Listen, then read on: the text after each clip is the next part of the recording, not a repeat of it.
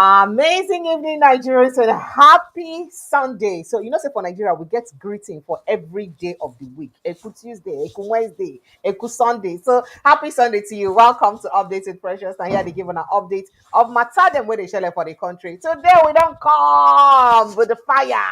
With my Sunday tonic to bring on a matter them as it hot for inside the country. Sharp, make a begin give on a download of the things and where they hot for inside the country. Where we say we go put our mouth inside quickly before I introduce my Sunday medicine guest coming to the studio. So Peter Obi don't respond to Soludo.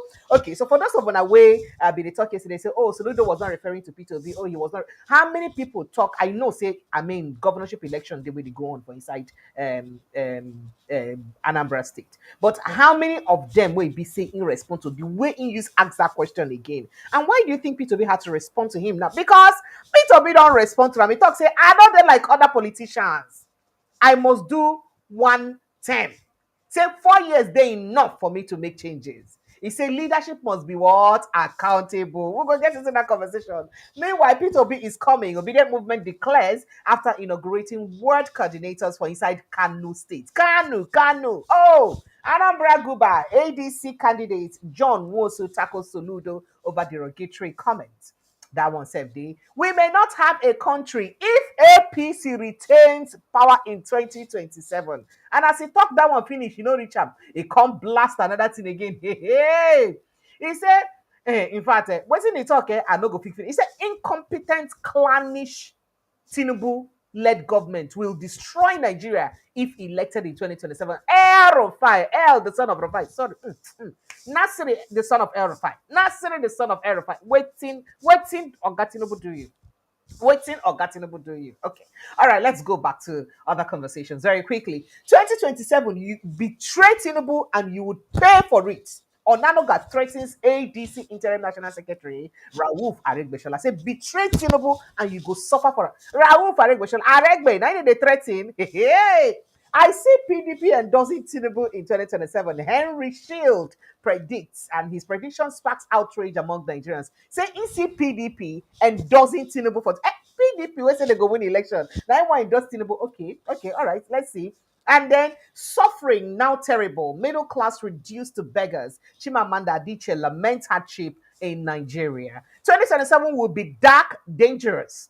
Mahdi Shehu, now they talk this one. And then 2027, Arawa Group rejects second term for South to back Northern candidates. Say they go back Northern candidates. Say they no want second term for South. And Tinubu should be allowed to finish what he started. Bajabi Amila. Not going to allow Tinubu to finish. Oh, Bajabi Amila. That thing he started, the good work he started, he should be allowed to finish it. Like Bajabi Amila, they talk this one, chief of staff.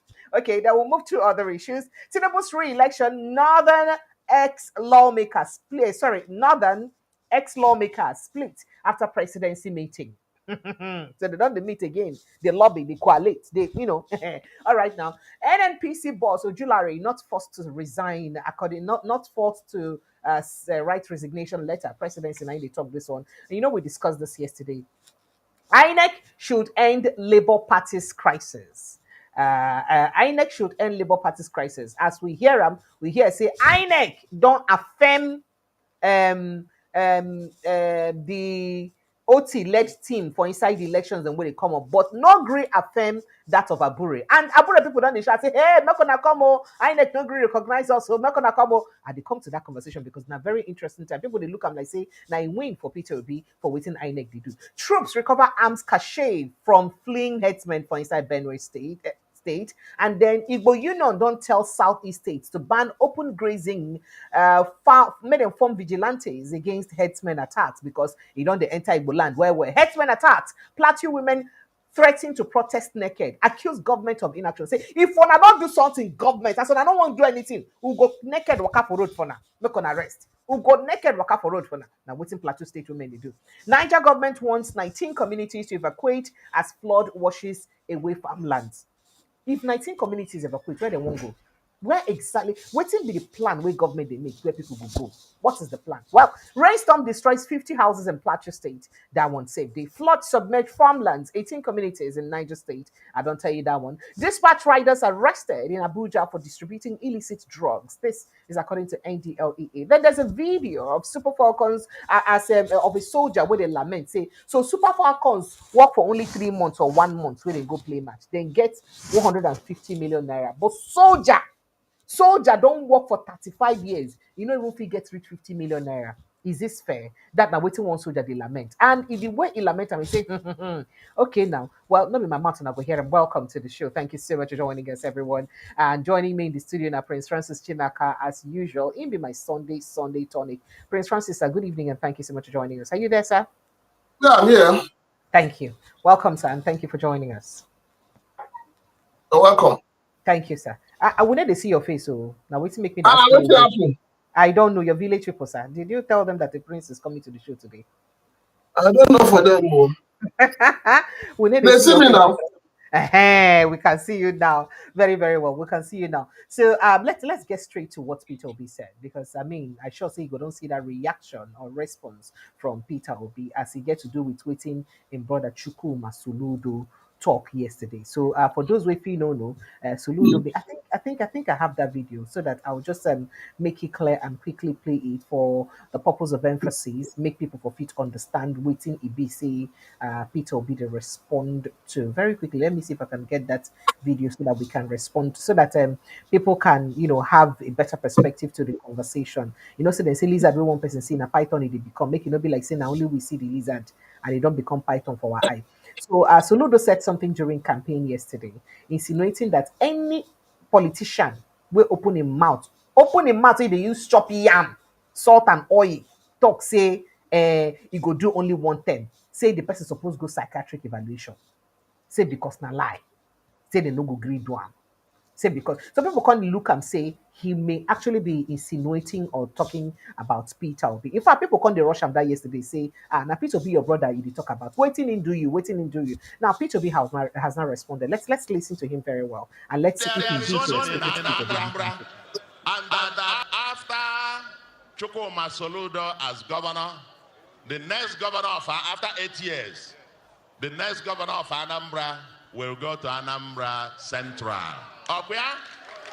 Enyandeba, enyandeba, enyandeba, enyandeba, enyandeba, enyandeba, enyandeba, enyandeba, enyakwandeba, enyandeba, enyandeba, enyandeba, enyandeba, enyandeba, enyandeba, enyandeba. Now, after anybody who is contesting for governorship from Anambra South is on Akbayala, is trying to disrupt the zoning system in Anambra. Some of them want to come to lie to us.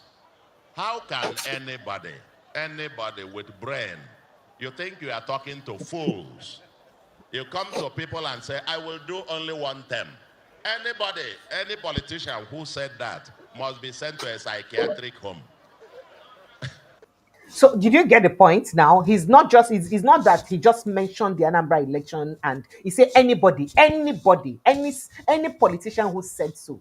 So it can't be like say he did deliberately insinuate Peter Obi for that conversation. Let's listen to him again. And say, I will do only one term.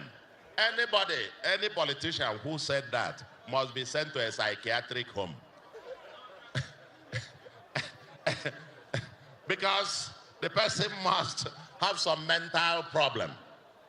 When the Constitution allows you to stay up to 8 years, they come and tell us, I'm going to spend one term.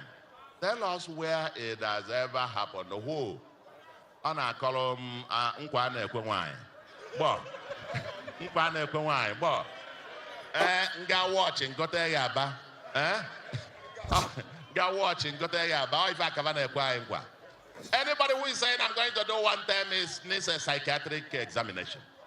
Because You are taking everybody else to be fully, to be Okay. a fool. All right. So let's drop that there. I just Anambra, want we to drop have that, and then let's quickly get straight to Peter Obi's reaction, because Peter Obi don't react to the conversation, and usually, say they like saying a full encyclopedia, and I use in response. They usually be very lengthy. So you don't respond to that conversation. Now, you don't read. They read in conversation in response to that conversation. It is very lengthy. I don't know what I go feel it another way. Say one term. My 1 term 4 year vow is sacrosanct. One of the greatest American presidents, Abraham Lincoln, served only 4 years. Yet his legacy endures as a model of principled leadership. Model of principled leadership. Another iconic figure, John F. Kennedy, did not even complete a full term. And yet, his vision and ideals continue to inspire generations. In Africa, Nelson Mandela, revered globally as a symbol of justice and reconciliation, chose to serve only 1 term as president of South Africa, despite immense public pressure to stay longer. His decision was a deliberate act of leadership, as a statement that power must serve the people, not the self. Indeed, history shows that the longer many of African leaders remain in power, the more likely they are to be corrupted by it. That is the power. Longevity in office is not a mark of success. Rather, it is a purposeful, accountable service. However brief, that defines true statement. It is within this context that I reiterate my vow. I will serve only 1 term of 4 years if elected as president, and that vow is you go ahead.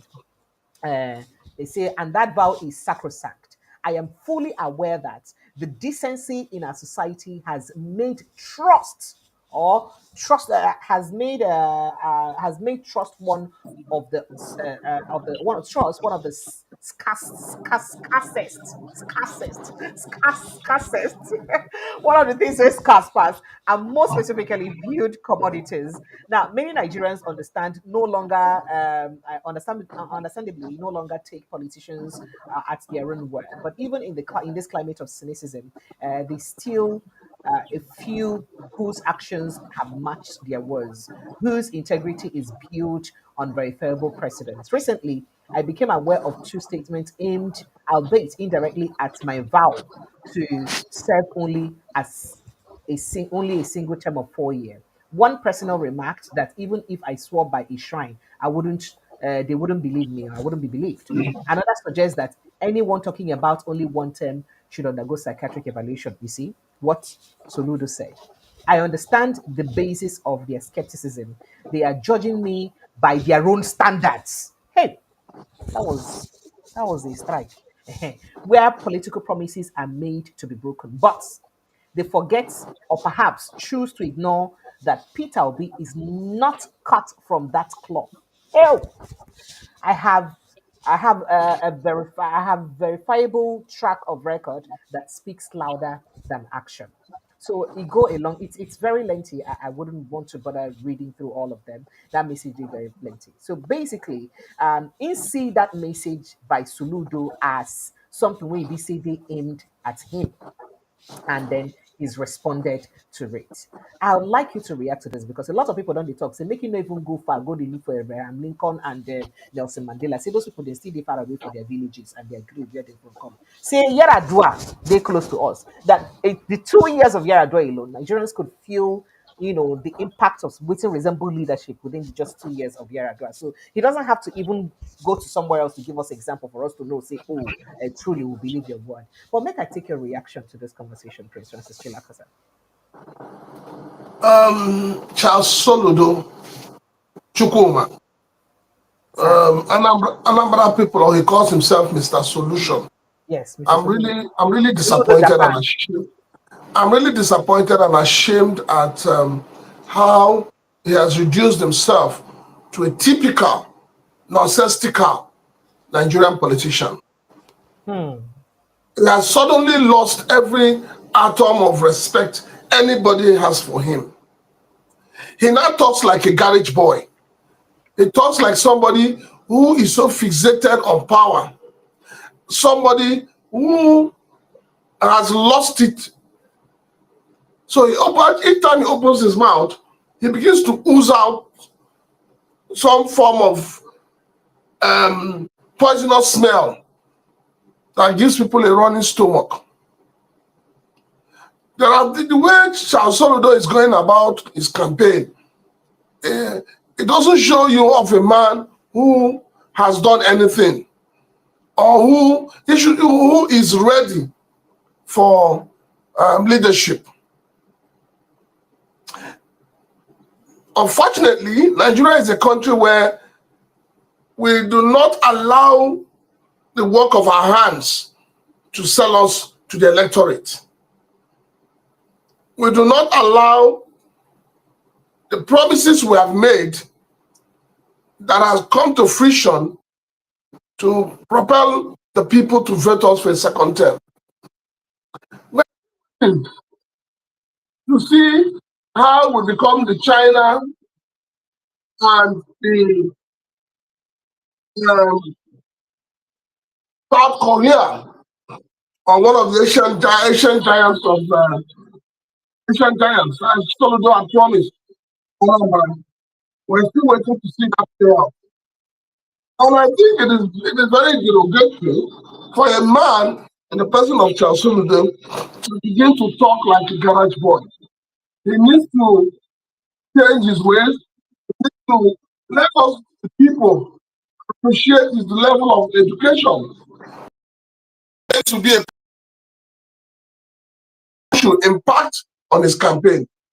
Or like, as you know, Nigeria is a country where, it's not about what you are able to do. It's about how much of the federal might behind you and how much of the resources of the state is available for you to waste. I love the response Peter Obi gave him. Peter Obi just dragged, Peter Obi spoke to him. Even though Peter Obi said, "You are my elder brother." Not stop fire. Peter Obi now told, made him understand that wisdom is not about age. It's not about who is senior. It's not about who is up there. It's about the common sense which Charles Soludo doesn't have. Ew. And that is what Peter Obi has done. In a very smooth way, Peter Obi has told him that, Oga, you don't get sense, or you believe say you did smart. You're not even smart. You are behaving like a monkey. Now that the trees have been separated, your smartness don't die. That is what Peter Obi has done to him. So if he has common sense, if those who are managing him also have good sense of reasoning, they will tell him, Oga, calm down. This your younger brother, he own Glasgow, you never reach out. I think what I have seen playing out since we started talking about 2027, since we started talking about this coalition, is that a new firebrand, a new spirit has taken over P2B. So just like the spirit of Emiloko took over Tinubu before the elections, a new spirit has taken over P2B because P2B is not giving it to everybody. That goes. He gives you back to back. This is not the kind of P2B we used to know. And this is the kind of P2B we love. A new P2B that does not care for anything. All he cares is about the people and the truth that comes out of his mouth. So I love his response. And like you said, Yar'Adua spent 2 years. May his soul rest in peace. Nigerians felt good governance. Nigerians felt happy. Nigerians were not divided along ethnic and religious lines like we are today. Yes, till today he was remembered for good. He's still remembered for good till today. He did everything within his power to curb insecurity.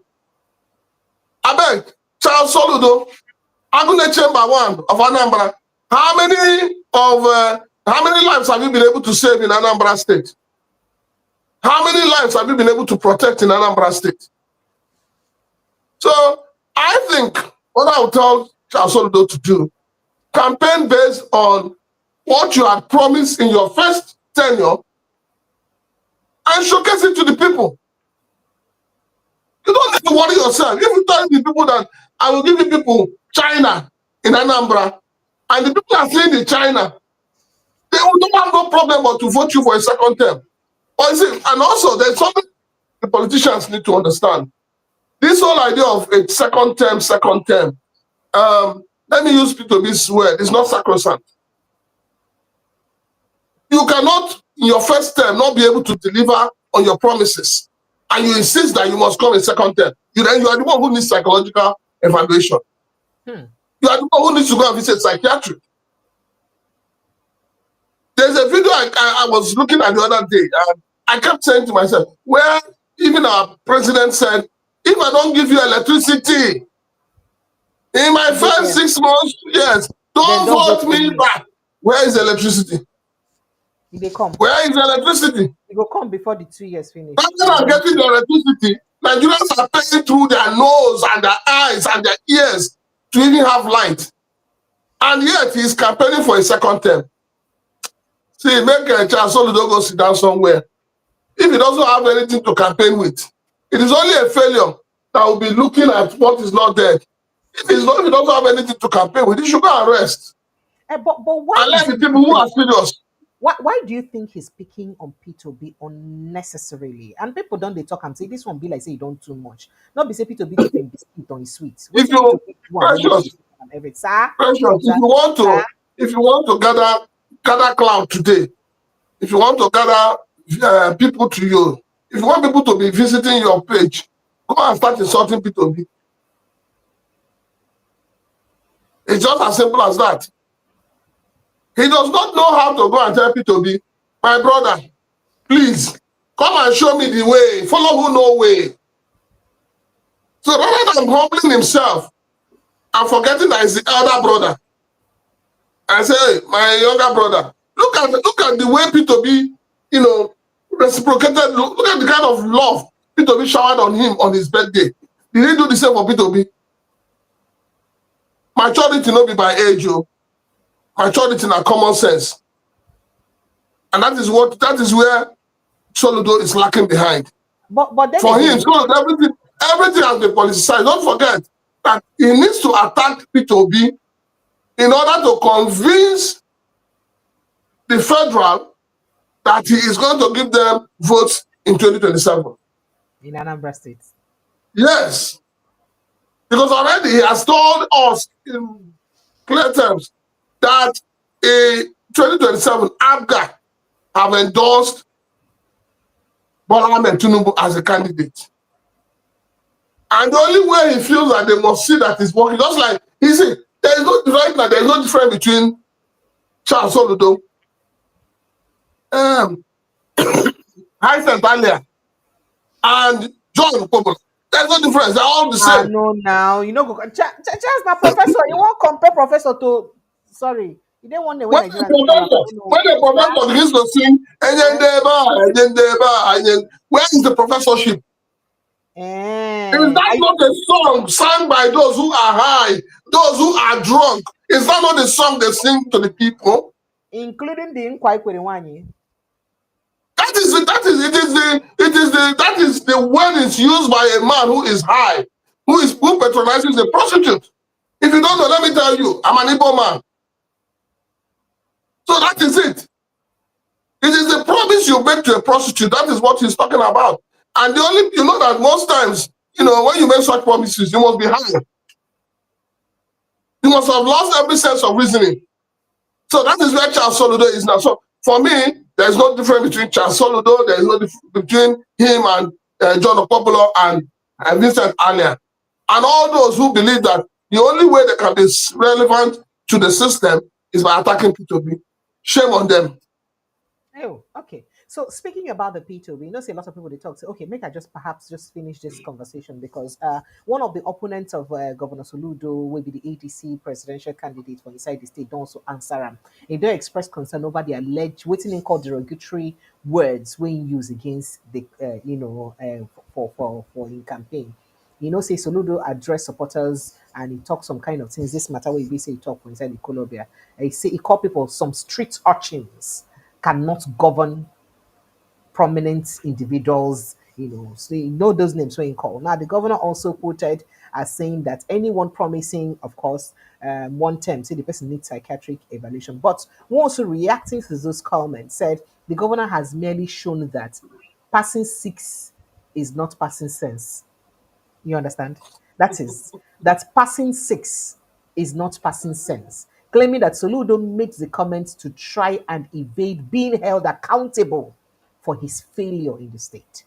He said it is deeply concerning that Governor Charles Chukwuma Soludo, he calling three names in full, has resorted to name calling, labeling, and stereotyping of his political challenges, even going as far as suggesting they require psychiatric evaluation. What a shame. Such remarks reflect a growing anxiety and a clear realization that his time in office may be limited to a single term, largely due to his disappointing governance record. The man talked a lot of other things. He said some candidates from, now quoting him further, he says, I want to stand out as the only candidate who has sworn a public affidavit affirming commitment to serve a single term too.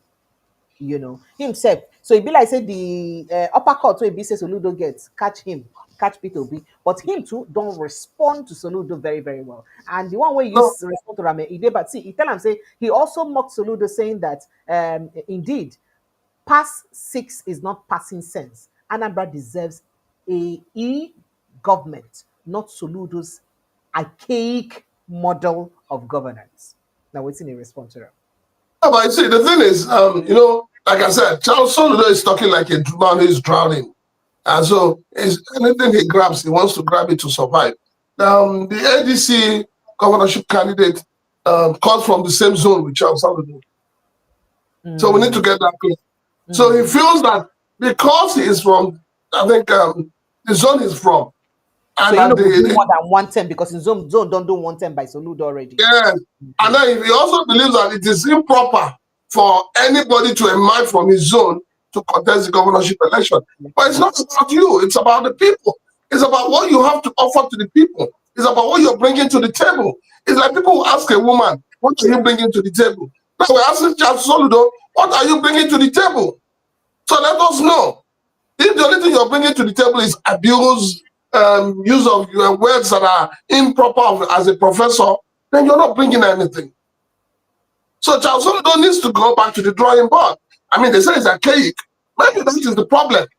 Maybe he's not in tune. Maybe he's one of those, the old style professors who must carry black paper and all of that. It is the same old professors who keep rewriting INEC results, So maybe that is a school of thought. So the man is telling your guy, we have moved on. Don't you understand? In 2027, whatever system INEC is going to bring is going to work. So don't think that this one they will write and cancel, you raise. No, not erasing. We're using technology to do the elections. So Charles Soludo doesn't want that technology. Charles Soludo wants the one that you will write, you carry Tipex, you carry eraser, to erase and Tipex. That is virtuous. That is what it means by Charles Soludo being a cake. So Charles Soludo needs to come out and understand, say, look, all those grab it, snatch it and run, it will not happen in 2027. Because the electoral reform we're calling for must come and it will stay. The Senate and the House of Rep must do the right thing to ensure that the vote of the Nigerian people counts 2027. All right, so let's move on. So, talking about the vote of Nigerian people, the obedient movement don't charge Nigerians to expect the return of former Labour Party candidate Peter Obi. Now, the movement they tag him, they say Peter Obi is coming while announcing the inauguration of ward coordinators for inside the municipal government area of by Kano State chapter of the Obedience. Now, for inside a statement to ABC they released, the national coordinator Eunice Atanku say the occasion was marked with the unveiling of Peter Obi prosperity cap. The statement said, as the obedient movement continues to cascade down to the grassroots, the Kano State chapter has successfully inaugurated ward coordinators in the municipal local government area, one of the most strategic and influential AGAs in Kano State. The occasion was marked in grand style with the official unveiling of Peter Obi's prosperity cap, symbolizing the journey from consumption to production and a collective stand against hunger, disdain, and the misappropriation of public funds. Now, according to the statement, leaders from Jigawa and Katsina State joined their Kano counterparts rather in solidarity, pledging to take this new initiative back home and amplify the message across the state. So the prosperity cap is a symbol of all Nigerians, a call to action for good governance, accountability, and a better future under Peter Obi's leadership. In fact, they say Peter Obi is coming because a new Nigeria is PO possible. So a lot of people when they talk say, "Oh, Peter Obi didn't do anything for the grassroots. He never they carry movement go around the grassroots." So this now part of what they say they don't do. I would like to get your reaction to it, sir. Well, the thing is, the shameful political class simply believes that the only time you are being relevant to the people is when you go and dash them some rice, some balls of onions, and all of that, and then they do a small video of you, dishing out food. What the right of Nigerians, you are dishing it out to them as if they are slaves. So that is what people believe, that you are doing a campaign, or that you are available. But you see, I keep saying, Peter Obi has been very strategic in how he's reaching out to the people. He has been very, very strategic. And also, one thing a lot of people said, I remember there was a time you and I argued this for some time. We said Peter Obi should have turned the obedient movement into a political, Party. But yes, but you see that with what is playing out today, the obedient movement is becoming even more stronger than any political party. The growth of that movement is really alarming. It's not the coming together of people who are hungry or what. It's coming together of people, young Nigerians, who want a new Nigeria, who want a better Nigeria, who want a Nigeria where there's accountability, there's transparency, and there's inclusiveness. So, and with each strong step the APC government makes, the membership of the obedient movement swells. And that is where there is a fear, because it's a tsunami. Imagine, as we talk today, I'm sure that we are getting up to almost 20 million Nigerians on board or more. So you can imagine, and when the former president passed on, Buhari, people kept talking about his 12 million votes, what will happen to it, who will inherit it. And I was laughing. I said, you now have a man who has about 20-something million members, strong members, members who are ready to put down everything it takes to ensure. How many million of votes was used to declare President Bola Ahmed Tinubu as your president? It's just about 8 million. So you can imagine somebody who has 8 plus 6 is what? Precious. 8 plus 6, is it not 14 or so? Yes. 14 plus 6, that's 20. Yes. So already, Peter Obi has a workforce of obedience that is more than the total vote that was declared by INEC. It shows you that 2027 is going to be a tsunami. It is not about whether you're a strategist. With what It is is not happening, about whether... I hope It's you know not that about the whether... APC don't start campaign, no, because you see Zakoji and the rest of them today been the share bakery, plantain chips or people. It's not about whether you have built Lagos. Because if I keep asking, you built Lagos. If you have built Lagos, then the likes of the late Jakonde, the likes of Fashola, the likes of Ambode should be held responsible for embezzling government funds, because obviously they didn't build Lagos. They didn't add a value to Lagos.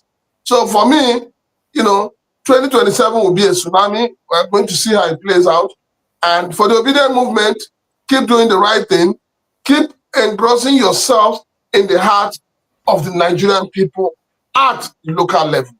All right. Okay, so let's move to I be won't talk other things, but since we talk about campaign, make I just talk this one very sharply.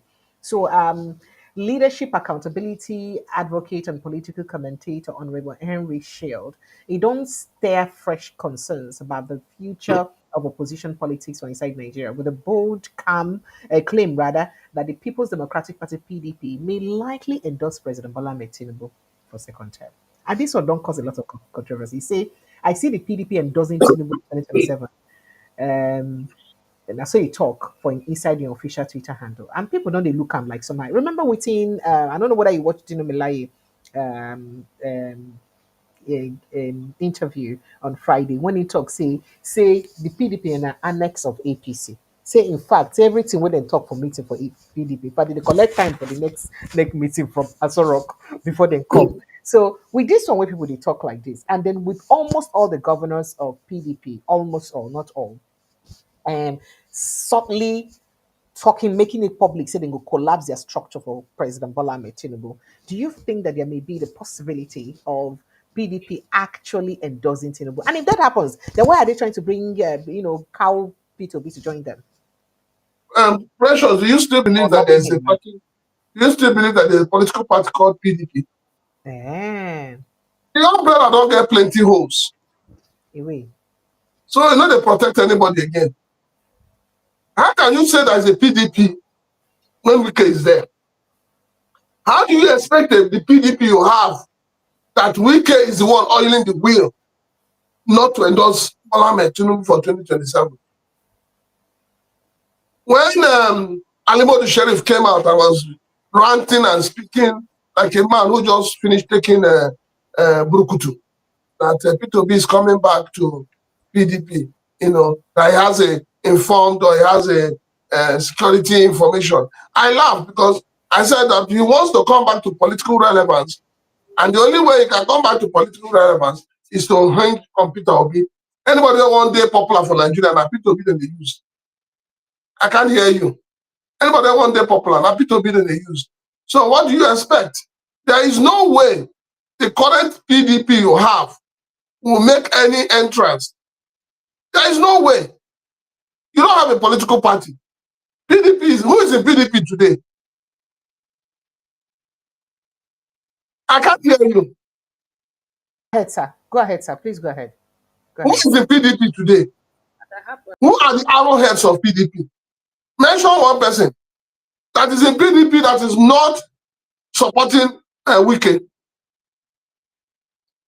Are you not aware what Wike said on the birthday of Anyanwu when Anyanwu was brought back as national secretary? So what are we talking about? Just as we keep saying that the National Assembly is a department of the executive, PDP is also another department of APC. So there is nothing, I mean, this is nothing new. This is what we expect that will happen.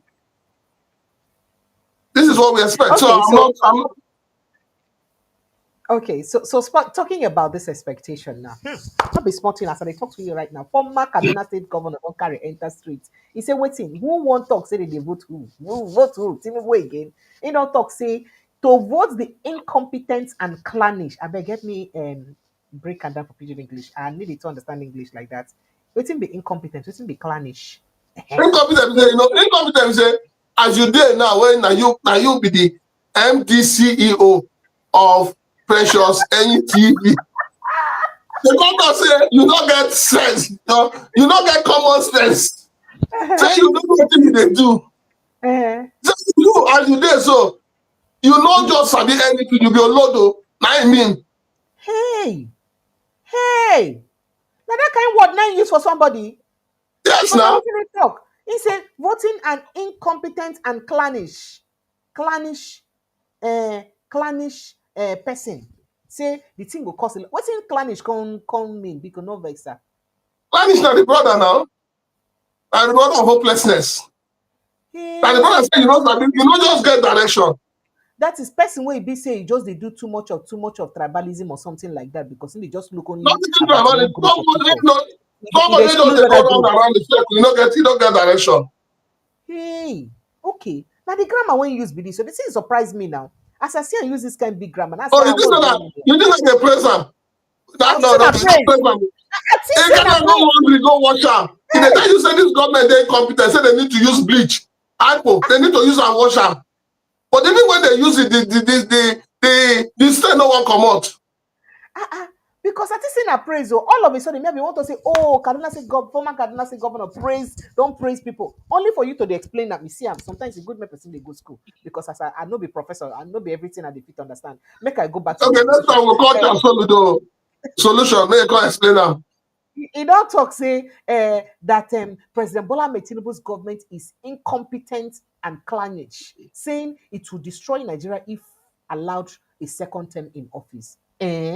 Now, El-Ruffai been talk this one, he be one of the founding members of APC. Of course, you know that one. He don't fall out to its APC right now, and he vex for the misrule. The way APC don't misrule Nigeria under Tinubu, not be under Buhari own. Now under Tinubu own the pin and pass. Now, according to Rami, say if we allow the APC government another term, what remains of Nigeria's social fabric may be destroyed. That is the fight of our lives. See, this one, saying at the fight of our lives, so we must fight like say our life depends on them. The APC government is incompetent and clannish, and it's clear that they have failed to address the many challenges facing our country. We cannot allow them to continue in power. It's time for change. No vex. So, you know, what's it make I ask this question again? Remember, say himself now a governor for inside APC. That means himself being they exclude others. They talk to others alone. Because him be one example of that. Remember, say him they also talk, say, oh, say what's he making they give only Muslim people. Saying go make sure saying only Muslim people. Remember that statement when make we put them for trouble today. We make a lot of people the vex around. So that means he agree with his own chest, say he follow for waiting that they do. In fact, quoting him further, he say, in fact, he say, I didn't get into politics to enrich myself, but to serve. And when a government ceases to serve the people, it is my duty as a senior citizen to not only speak, but take action to reverse the situation. So saying on the one Nigeria, say if we not try vote this clannish, incompetent government, if we not try some more gonna fight like so on a life depend on them. If we not try that's why you didn't want them. Some more gonna not try Make Nigerians fight for 2027 like say their life depend on the fight. When they fight with all their lives. This one way Malam El-Ruffai they talk like Malam. Now Malam talk am. This one when you talk like this, sir. Make I take your reaction. All right, you see, there's something about this life, and the beautiful thing about life is when you wake up from sleep and you realize yourself. Self-realization is very important. It is when you are able to realize who you are, your purpose in life, that you will be able to add value. You'll be able to, you know, educate other people and carry people along. I would say that I'm happy that, you know, we started, whenever we started, I kept telling you, different spirits are possessing people differently today. They started with the Emilioco spirit possessed our president, and the spirit of one term has possessed our own brother, Peter Obi. The spirit of fighting one term and saying that it is a right to do two terms has possessed Soludo. Now, the spirit of Nigeria, unification of Nigeria, the spirit of good governance is possessing El-Ruffai. So now El-Ruffai is speaking as an elder statesman. I've always said to people, I said, where are the elder statesmen in this country? Are they all dead? Are they drunk? Are they sleeping? Are they mute? Are they on it? And is there a spell cast on them? You know, so I'm happy he's using his hand and using his mouth to try to correct. And like I said, he brought this government, this ant-infested wood to the Nigerian people. So now he wants to find a way to, you know, get the ants out of it. That's what he's doing. And I'm happy he's doing it. You know, it's a good one. The truth of the matter is that, yes, things are not working the way they should work. But you see, we make one mistake as Nigerians. When you say, hold your leaders accountable, precious, everything Bola Ahmed Tinubu promised Nigerians in his campaign, he's fulfilling them. Yeah. And I applaud him for that. First of all, he said he was going to, you know, widen the tax net. That is what he's doing. He also told you that Nigerians will pay tax, whether you're a wheelbarrow pusher. That is what we're saying.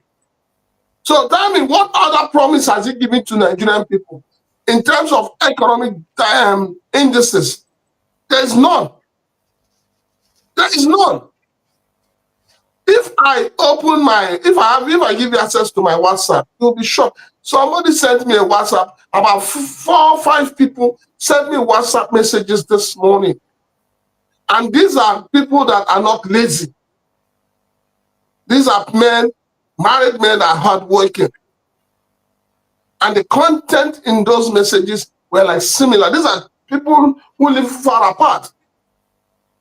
Prince, good morning, happy Sunday. Please, can you send me between 1,000 and 3,000 so I can buy breakfast for my children? Yes. This is how bad things are in this country today, precious. And then I responded, I said, bros, what would 1K do? He said, please, with 1,000 naira, they can actually buy gari and smoke, even without sugar, until he can go out and see if he can also small money for today. This is the reality, precious. There's nothing, it's nothing to hide. This is where Nigerians are today. Nigeria is not a country where the rich also cry. But you see, this government, as far as I'm concerned, they say they're clannish. They're behaving as if they are not in tandem with the reality on ground. That is why, first of all, your president will spend 25, 21 billion refurbishing the vice president's house. The same government will approve several billions to buy cars for your senators and honorable members. And they're all clapping and smiling. And that is why Anatabio will come out on TV and tell you, Nigeria is working under Bola and Tinubu. Nigerians are happier. Where is the happiness? Nigeria is working, yet you cannot access good medical care. You cannot even buy the drugs when the doctors make the right prescriptions. Today, when you go to the hospital, a doctor gives you a prescription and he tells you go and buy this particular brand of drug. You will see the patient saying, oh, doctor, is there no other brand that I can buy? Because they don't want it too expensive to buy. That's the point. Why are they talking about all of this? The same government is going to spend, first of all, your BK spent 39 billion refurbishing International Conference Center. Now we hear that another one who used to call himself an activist, who used to speak for the, says he was speaking for the masses of the mouth of the hungry Nigerians, is asking for 712 billion to refurbish International Airport. That was refurbished three years back. If you're not gonna go check the standard of other airports, check on our own and check how much you spend. What no, the question is, what is he going to do there? From the records we have, I think there are about 20 Nigerians.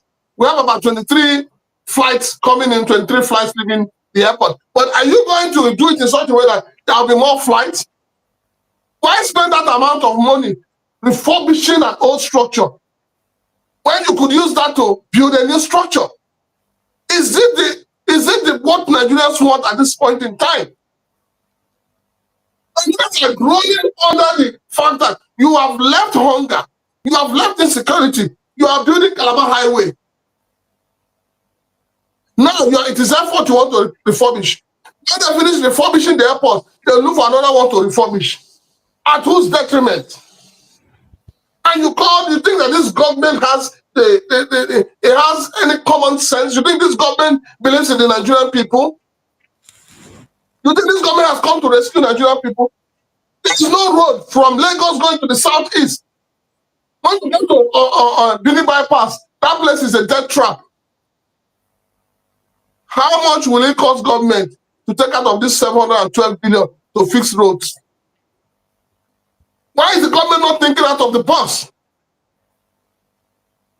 What stops the government from saying, all this money we're using to refurbish structures have been there. Let us use it to refurbish all the federal roads. Why is this government, bent on wasting the Nigerian resources.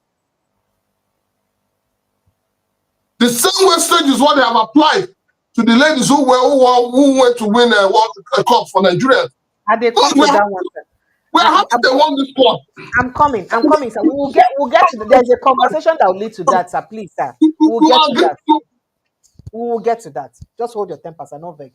Help you hold your temper, hold your body air. Because this one way they talk about hardship too. People like Chiomanda did cheat too. Don't they talk about them? Actually, as a matter of fact, they talk say suffering don't reduce middle class to beggars. Say we'll not even get middle class again. They don't become beggars. And he talked this one for inside the interview with Channels Television.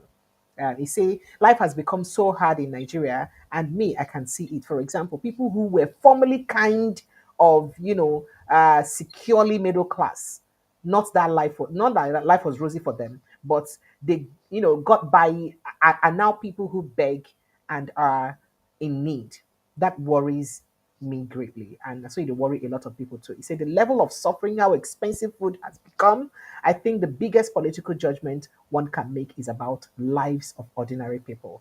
She talk a lot of things. So this one where you talk about, say, as you talk about that to your friend, people will send you message for food alone. It just reminds me of this her conversation. Say people life don't they reduce to just beggars, no middle class again. But in all of this one where they happen, Baja Biamila, Oga Baja don't talk say I beg, make they allow President Bola Ahmed Tinubu make he finish in second term because say it very necessary for them to finish waiting he starts. You know, say if person start something, you no finish him, it be bad. Eh? Say make they allow make he finish waiting he starts. That it's only normal for somebody to finish what he started. Say President Tinubu is not just a southern leader; he is a national leader. He has carried every region along, from critical infrastructure to everything. He blowing trumpet. He said what's in here. Say the North is benefiting from the government that believes in equity and shared prosperity. We are laying a solid foundation today, and it is only right that the president is allowed to finish what he has started. Now, so you talk. And on the other hand, for people who oppose President Bola Ahmed Tinubu, by and none of don't they want them say be careful, oh, because they don't they want Aregbesola say make it very very careful. Because say you know go fit betray Bola Ahmed Tinubu and get away with it anyhow. You go learn your lesson if you betray. In fact, quoting him, he says, this is the same Aregbesola that Asiwaju Tinubu met as a struggling party man in 1999 and made a commissioner and later governor of Osun State. Now that Tinubu is president, should a man like Aregbesola be in a gang up against his benefactor? Aregbesola is a religious man. Is a religious man. He talk a lot of other things, so make a check some of those other things and when you talk because a blast Aregbesola where people come they talk say is this a warning? Like is this some sort of in fact make a quote about is it Aregbesola is a religious man. He should know that no man can repay good with evil and get away with it. So people don't look at like saying a threat on a Beshola be that. Make a reaction based on waiting Baja Miller talk and waiting Bayo Nonoga talk because people don't look and say talking about Baja Miller. You know Baja Miller is the chief of staff. What do you expect him to do? Baja Miller the way they talk about and they talk about and like saying a right. It is his right. No, that's what I'm coming to. That's what I'm coming to. Benjamin Miller must play, I mean, he must dance to the tone of the music of his boss. We have all been saying that the elections have not started. But this is the first time in the history of Nigeria that a ruling party has suddenly found itself behaving like an opposition party. This is the first time in the history of Nigeria where 2 years down the line of the political party that is in power, the lieutenants of the president are already all over the place, campaigning, trying to harass, trying to conjure people, trying, all manner of things. See, if Bola Ahmed Tinubu, as they claim, is a national leader, a man who has the interests of the country at heart, a man who has interests of the ordinary Nigerians at heart. Honestly, his works are enough to give him a second term. There won't be need for the likes of Betabi Amila and Onanuga to be running helter-skelter like headless chicken. There won't be need for that. You are inviting former legislators, and then you're asking them to endorse. Is it, the thing I keep asking is, the way APC is going about, you are getting governors to endorse, getting senators to endorse. You are not asking the Nigerian people, the ones that has given their sovereignty to you to rule. You are not asking them to endorse. In other words, you are saying that the Nigerian people don't have value. They don't matter. Now, coming to Anambra Shola's own, by analogous threat or whatever it was, is immaterial. You cannot say because you are my friend and you abuse women, because you are my friend, I should cover you up. Because you are my friend, you are a pedophile, I should turn eye that I didn't know what you were doing. Because you are my friend and you are a thief, I should not complain that you are a thief. Then I'm not your friend. The job of a friend is to tell you the truth. And that is what Anambra Shola is doing. Anambra Shola is telling Bola Tinubu the truth. And this whole idea of I picked you from the garbage, well, this is the normal language of abusers. These days, the man will say, after all, when I came to marry you, your family had nothing. But this is the word used by abusers. It's gaslighting. So for me, I'm not, there's nothing, it doesn't add up. It doesn't make any sense. If they believe that in their hearts of hearts, that the current administration is doing the right thing, they don't need to go up. They don't need to be running around asking people to endorse. So if all the governors, all the honorable members endorse, so their vote is what counts. It is their votes that gave Bola Ahmed Tinubu 8 million votes, with which he was declared the president. Don't you see how shallow-minded these people are? Don't you see how they're not thinking out of the box? But you forget the ordinary Nigerians, the ones who would queue up under the sun, under the rain to vote. They don't matter. You don't want their endorsement. Because you believe that if all these people you have mentioned endorse you, they will not, INEC will not do what they want them to do. In other words, you are indirectly telling us that the election it doesn't matter whether the people vote. And this is a very shameful situation. It's a very sad situation we found ourselves in. So the likes of Betrayal, if you're talking of national spread, let me just say this. 16 directors were appointed in CBN. The list is in the public domain. Out of that 16, 10 of them are Yorubas. 3 are from the north. The other 3 is from the south, southeast. Is that the national spread? Is that what they want us to believe is national spread? Go and check all the appointments of this administration. We now have a president who wakes up from sleep and distorts already institutionalized system. You wake up from sleep, you say, oh, the commissioner, the IG of police extension, you give him back, he must be there till 2027.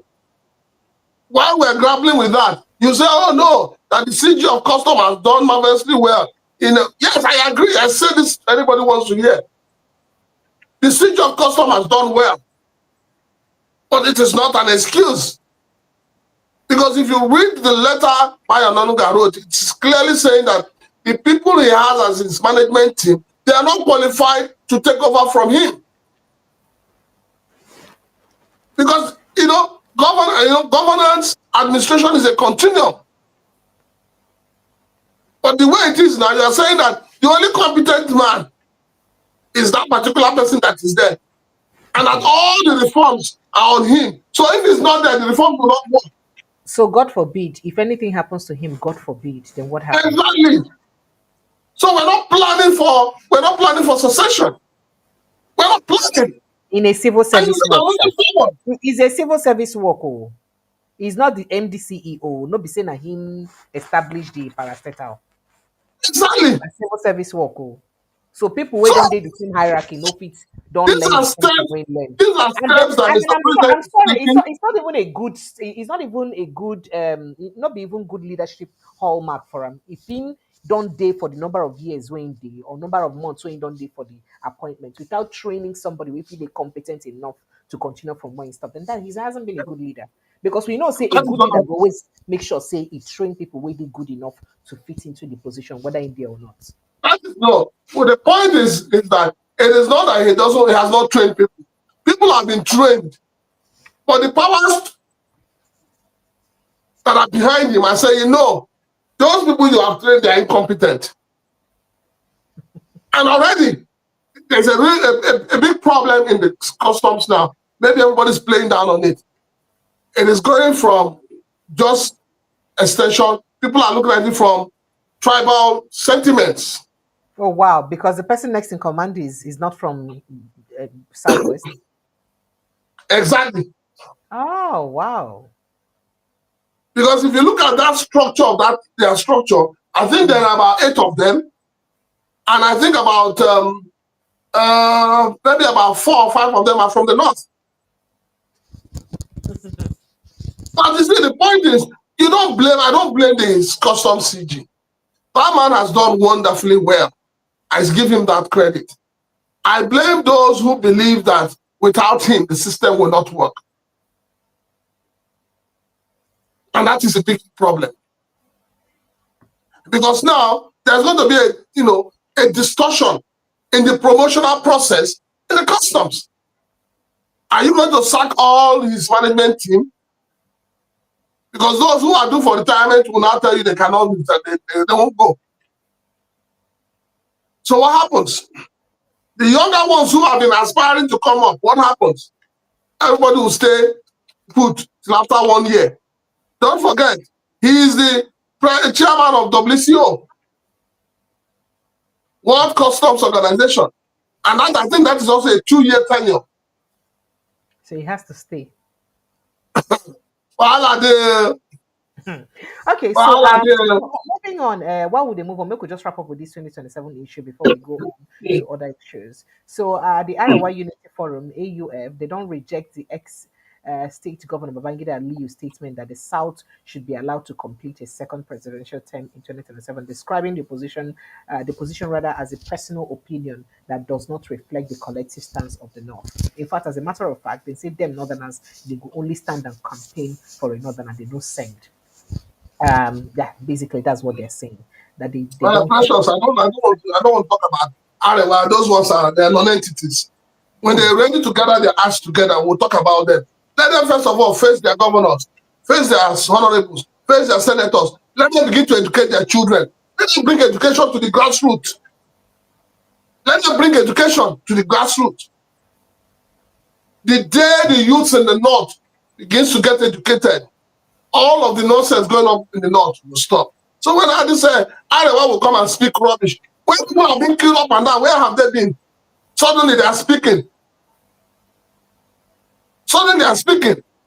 There is an unconstitutional agreement, and I believe in it, and I want it to play out. The unconstitutional agreement is that North will do 8 years, South will do 8 years. Any group that is opposing that is a non-entity. They need to scrap that group. okay. So So Arewa cannot, Arewa consultative or Arewa youth or whatever, they cannot be threatening Nigerians.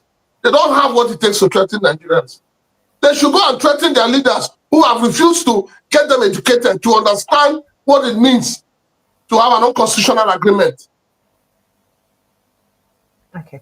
All right. So still, just while we wrap up the 2027 conversation, say President Bola Ahmed Tinubu done the lobby members of National Assembly away from the north, uh, northern part of the country.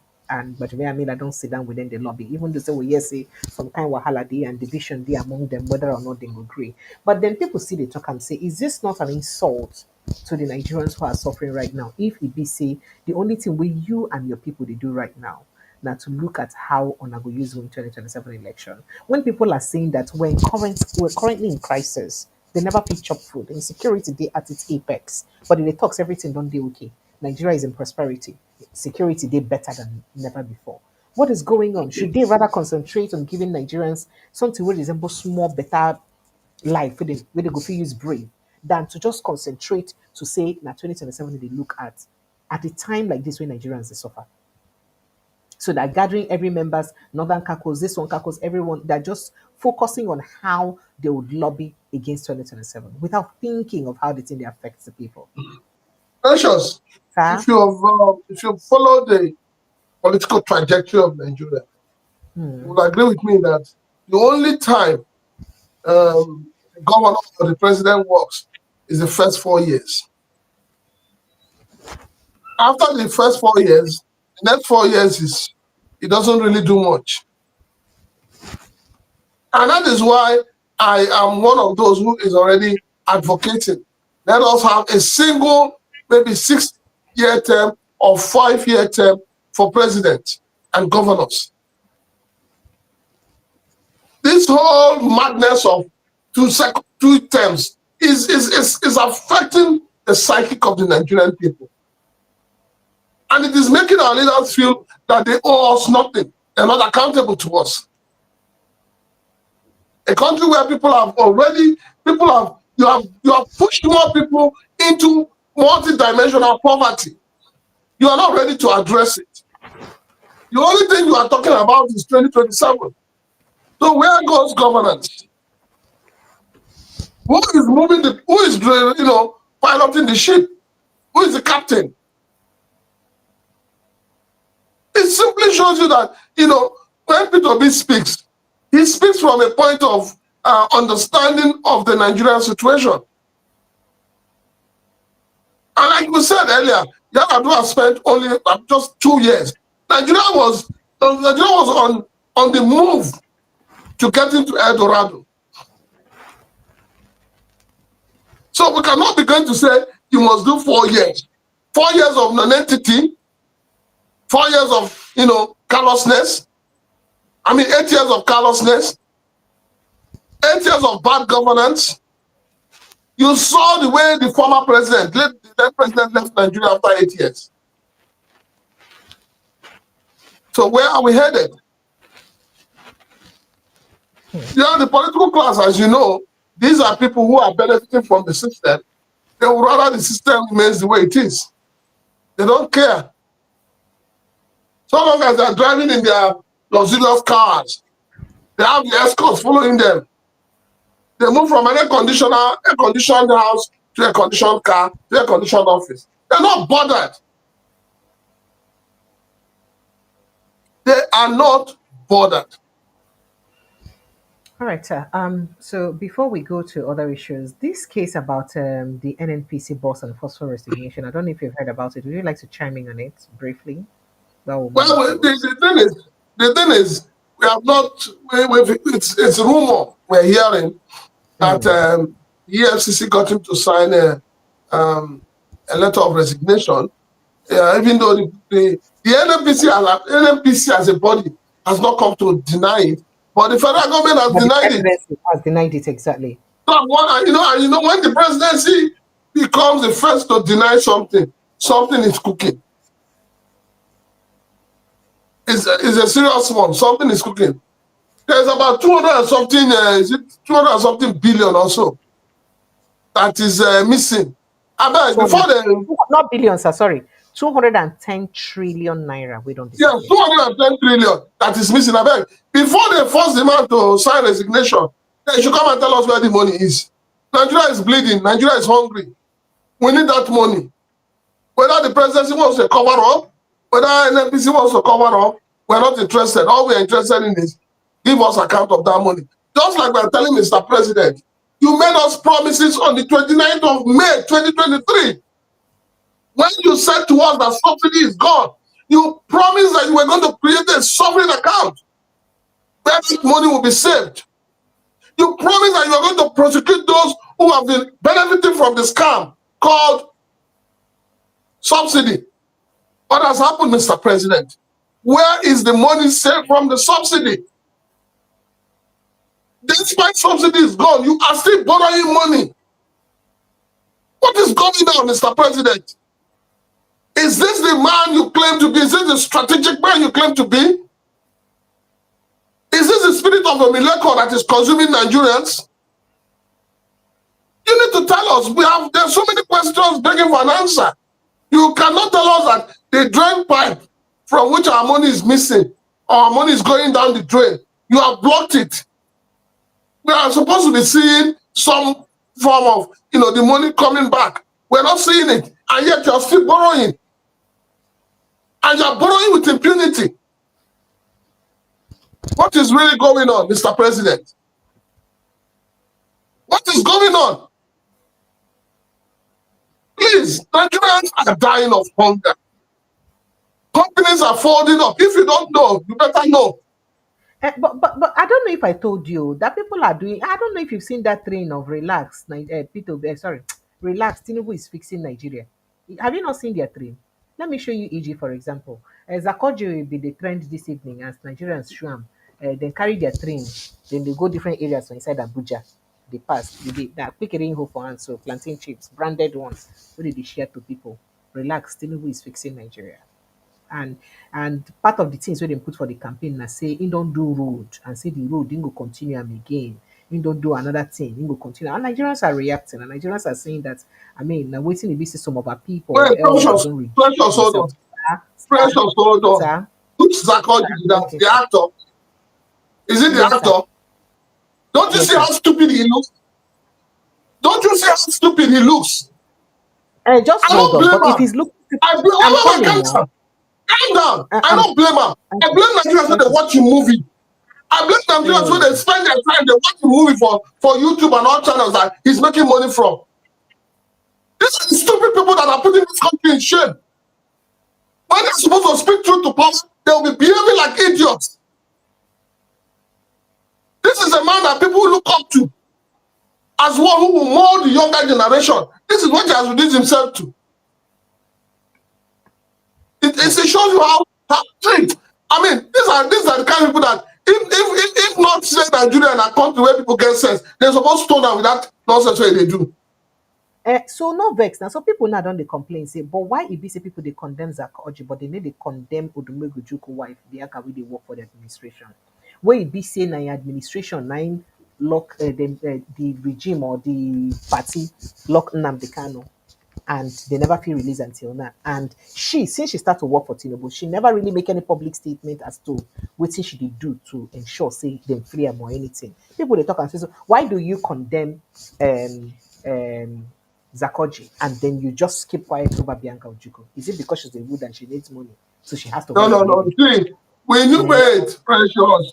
From the Ah, very first day, no from the vex, very first day, they announced Bianca's name. Everybody said it that it was more like a political settlement. That is what it is. that she must Bianca accept has never been. the political Bianca, settlement well, tell me, please go and check and tell me at what point have you ever seen Bianca speak for Biafra? but that's what her husband believed in and died for. Not the husband now. Not the husband don't die. So that will not be Not this betrayal. one don't die so. Not be betrayal. Which kind of the betrayal person don't die? That don't die now. Is it not what they say in marriage? The dead do us part. The dead and the living have no relationship. Marriage will enter grave. The man is gone, is gone. See, I keep telling people this. Biafra is an ideology. And because it's an ideology, it depends on who is driving it at a particular point in time. Today we have Nnamdi Kanu driving it. He has his own style. You also have Simon Ekpa, on the other hand, trying to drive it. He has his own style. Well, Rafu Ozrike did his own. He has his own style. Tomorrow I may be the one to drive it. Okay, sir. I will have my own style. Okay, sir. That is what happens with ideology. The ideology is there, but who is driving it at a particular point in time is different. So you do not expect that Bianca will not be the one. But you know now, Precious, You know now, why you try to pull my leg out? I'm not You dey know pull that your in leg the o. southeast, you know that Oga, in you the know say none of southeast, dis things they wey don't na me dey allow talk women o. to Na talk. wetin pipu dey talk You know, o. say for southeast, they don't Eh, recognize woman. eh. So why are we pretending about it? So if your wife follow your enemy dey chop, e no matter. And they tell you, you not be saying my wife, and they tell you what they happen. You know Eh. the color, you know the forget every not every grammar you hear on social media on TV. The Igbo culture is such that has no respect for the Nigerian woman, for the female child. It takes a lot of strength for those of us who believe that the girl child should be given equal rights. So not be saying if they call it what do they call it? Nana, will Bianca come and talk? Will she come and talk? There are certain things that a man would do that a woman will do rather than overlook. But if a man does it, you cannot overlook it. Mm. Even in the wider Nigeria. So that's why it's okay for Bianca to do what she's doing, and it's not okay for Zakoji to what she's doing. What is Bianca Because doing? her hustle, Bianca has been because appointed. Zakoji the hustle now. Wait, And Zakoji Bianca ain't get to believe was wetin other appointed. people believe. He gets in personal conviction. He believe wetin he Calm believe. on. I don't see your blood on the hot Ah, now. okay. We don't talk of woman now, your blood on the hot. Calm down. I will put ice block for your body. If we talk about Bianca, Charles Soludo as the governor of Anambra State and the known leader of ABGA, has he not done worse than what Bianca has done? Mm. Yes. When Charles Soludo opened his mouth and said that ABGA is endorsing Bola Ahmed Tinubu for 2027, who is a mediocre now? Is it Bianca, who is not the leader of the party, or Charles Soludo, who is the leader of the party? I ask you. But what is wrong with Charles Soludo having a different political view from every other Igbo person? What is wrong with that? Why Naim be the only person. Why he go be why? drag the political party? Is it the owner of the political party? How? Nothing is Drag wrong if Charles Soludo comes out and says, I, Charles Soludo Solution, I am endorsing Mr. President. Why come out and use the name of ABGA? Okay. So Zakoji owner, wetin him do now? Him be individual now. Him dey come campaign for Tinubu wey him believe in now. Wey him believe, say him believe in the person. There are Does he have people to that come are out to sound hungry. his Let kinsman? him go. Let Even get Pekere now. You don't see Pekere when they share for them planting wait. shit. Relax. Zagoji, now Tinubu my is good doing friend, now my Nigeria. personal friend. Now my Eh, personal friend. Now when eh, they push am, eh, na hunger. But eh. this is a man that I've known to be a man of honor and proven integrity. So for him to reduce himself to this level, he needs a poverty don't they touch But him. he has always campaigned for Tinubu since 2023 or 2022. He's always campaigned for Tinubu and he never ever All the Nollywood people who campaign for APC from 2015 to date, where are they? Even the one that went to bet naked at the beach, they don't give a cloth. You never see cloth wear now. Hey. Mm. Yes. You never see cloth wear. Let them continue. They forget that they are role models. And I wonder sometimes how their children look at them, what their children will say of them. Internet no they lie, you. Internet no they lie. Maybe after a few years, now one contest for election, they go bring them out. You go begin to find out to defend them. Then continue. Okay. All right. Let's quickly touch on other conversations, political, before we go to the real conversation. So I don't know whether you don't hear. Say INEC no agree recognize the candidates then we BC Labour Party put forward. Of course, the Aburi team put forward for inside the election, the by-elections, and when they come up right now. And that one don't make Labour Party the vex well, but they very furious. So not be smart. President to say like, you know, say I'm be bring that for you. So let me balance well and this gist. So as I am talking to you right now, in fact, Arabambi was in an interview earlier today in I think News Central. He been the vex, in the para for inside the interview. He said that is unconstitutional. How can INEC do that kind of thing? INEC cannot do that kind of thing. How can they not recognize our people? How can people don't look at like saying and win now for Peter Obi? The leadership of the Labour Party don't frown at the omission by the Independent National Electoral Commission (INEC) of its candidates for the August 16, 2025 by-election. Now, the party describes the omission as unlawful, surprising, and an abuse of power by the commission. Say INEC that abuse power. Prince Francis, I don't know whether they hear me. INEC that abuse power. Now, as a registered political party in Nigeria, Labour Party is very much aware of its rights as specified in the Constitution of the Federal Republic of Nigeria and the Electoral Act 2022 as amended as regards to its powers to sponsor candidates in elections. The party is also aware that the INEC has no powers to either stop it from sponsoring candidates nor cherry pick elections where it deems fit for our party to field candidates. So it is on record that no court in Nigeria, including the Supreme Court, has recognized the present leadership of the party. It is also a fact that the April 4, 2025 judgment of the Supreme Court ruled only on the lack of the jurisdiction of the lower court, that is the appeal court. The Supreme Court did not rule on the substantive matter as courts, including the Supreme Court, is barred from entertaining cases on the internal matters of political party. So because of that, say INEC no get the temerity, the mind, the akwobi, they don't get the power to do what they do. The Supreme Court, in its wisdom, rules that parties should resolve its problems within the available mechanism as provided by its constitution. Now, at no point did the Supreme Court empower INEC to interfere with the internal matters of the political party. INEC, being a regulatory body, must limit itself to the provision of the laws that institutes or instituted it. INEC cannot stop political parties from fielding candidates in an election provided the political parties abided by the requirements of the Electoral Act.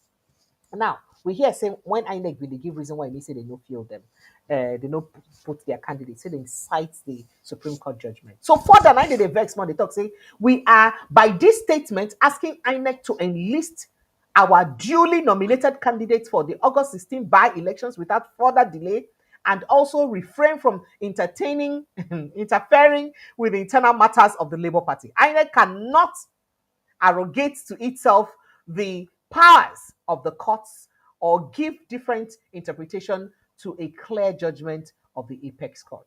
Now, the actions of the INEC, if not dismissed or if not redressed immediately, will be challenged.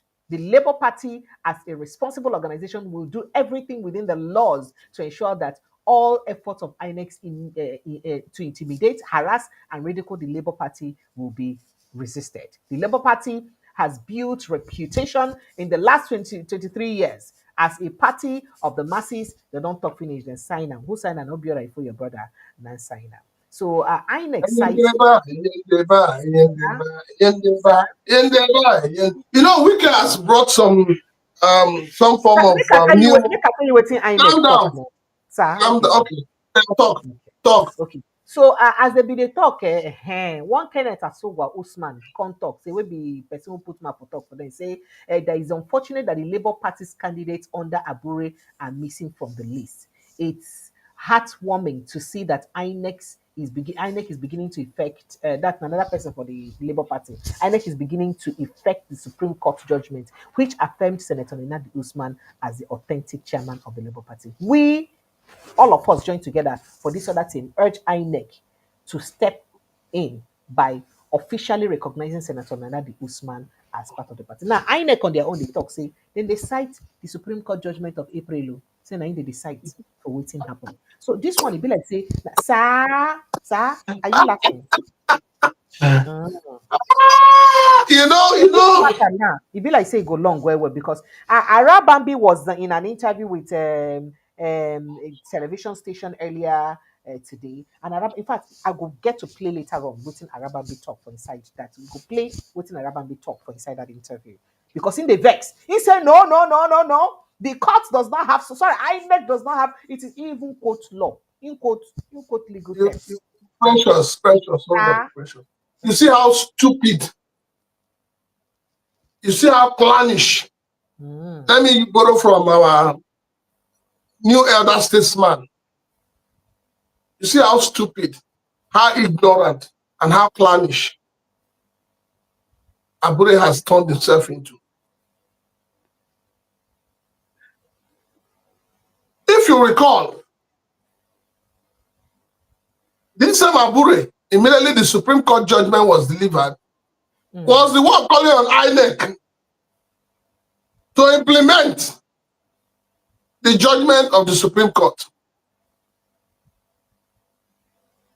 Because he felt that there was a meeting that was called in which he was invited, and he felt that, yes, that is the real meaning, or that is the implementation of that ruling. Immediately after that, Arabambi came out and opened his filthy mouth and said that now INEC is a body to reckon with.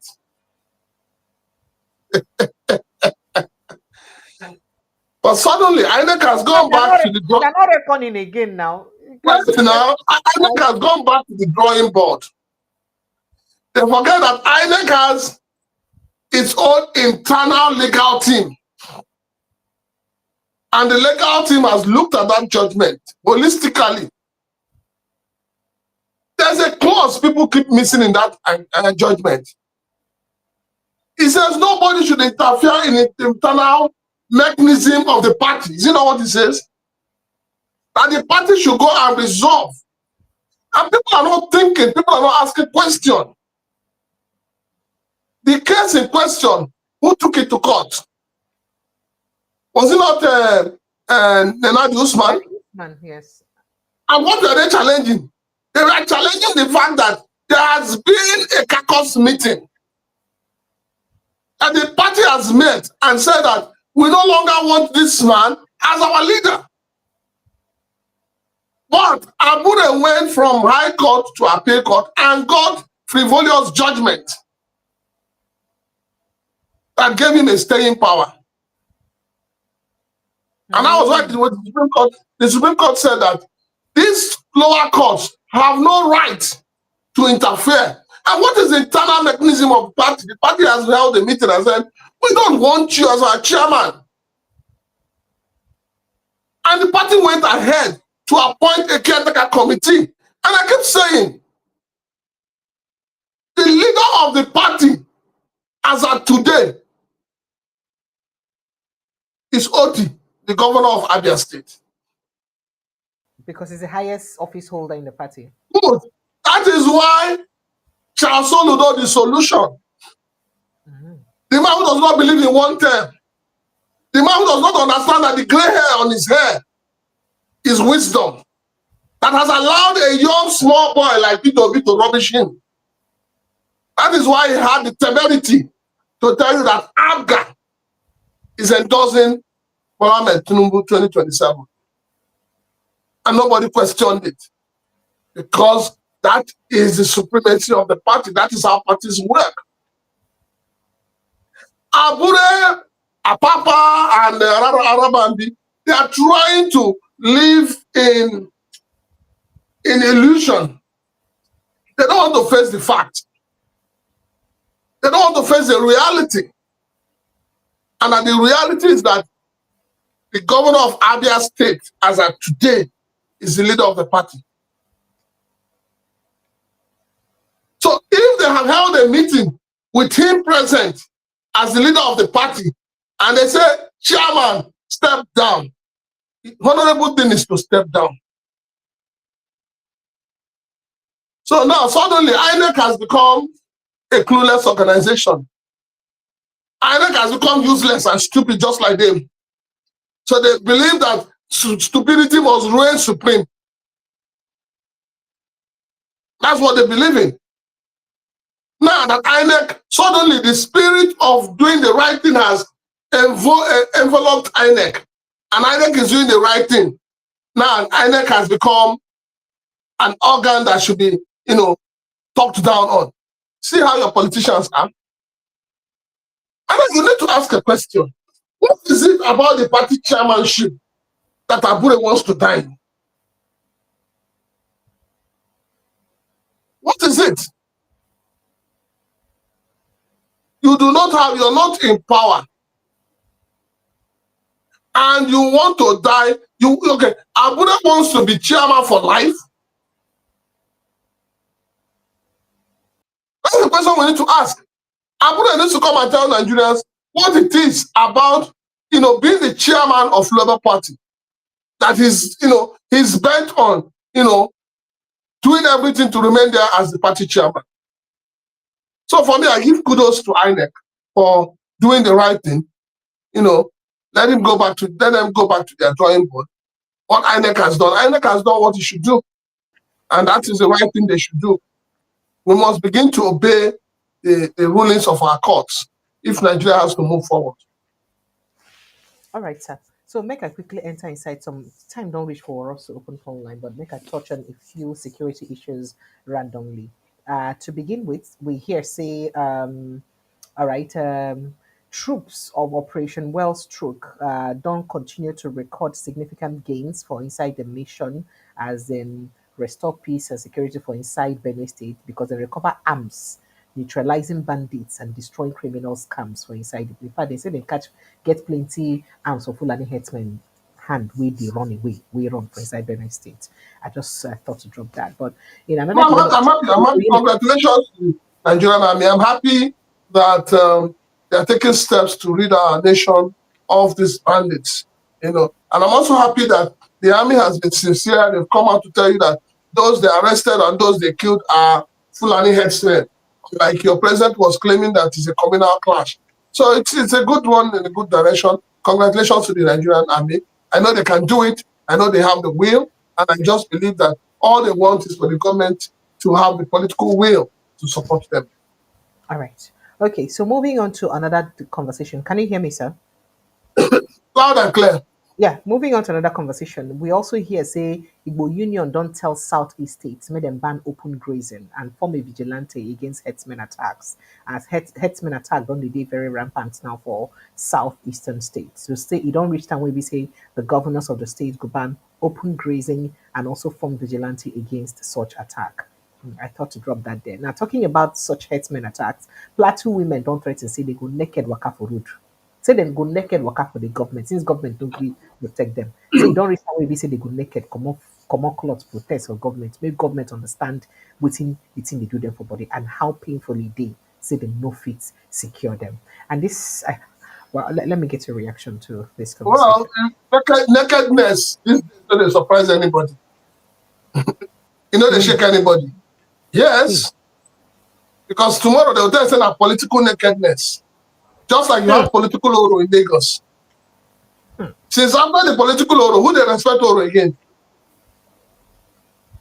So it's not about going naked. Nakedness will not solve the problem. If in the process of being naked, bandits catch them for road,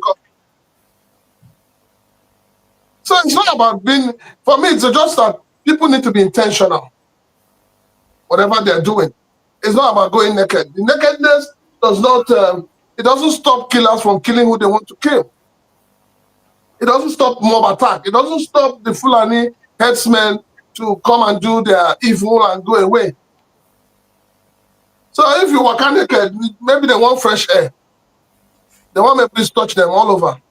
Because that's they're angry that they vex for government. We need to stop that. We need to stop that stupidity. We need to stop that stupidity. If they want to learn a better way of protest, they should come and consult me. I'll teach them. Not going naked. They should go and learn from the Asian countries how they protest. If all those women come out, wear white, black and black, sit down very early in the morning, sit down in front of government house. Nobody goes, occupy government house, occupy the state house of assembly. Nobody goes in, nobody comes out. Sit on the floor and sit there and go on hunger strike. Government will do something. It's not about going naked. I don't think that nakedness at this age and time will change anything. Because your so-called chiefs and your so-called essays and your so-called traditional rulers, They have bastardized everything about the tradition.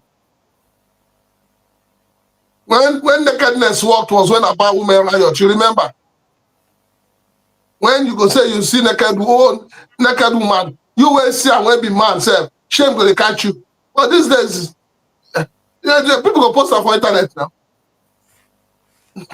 Yes.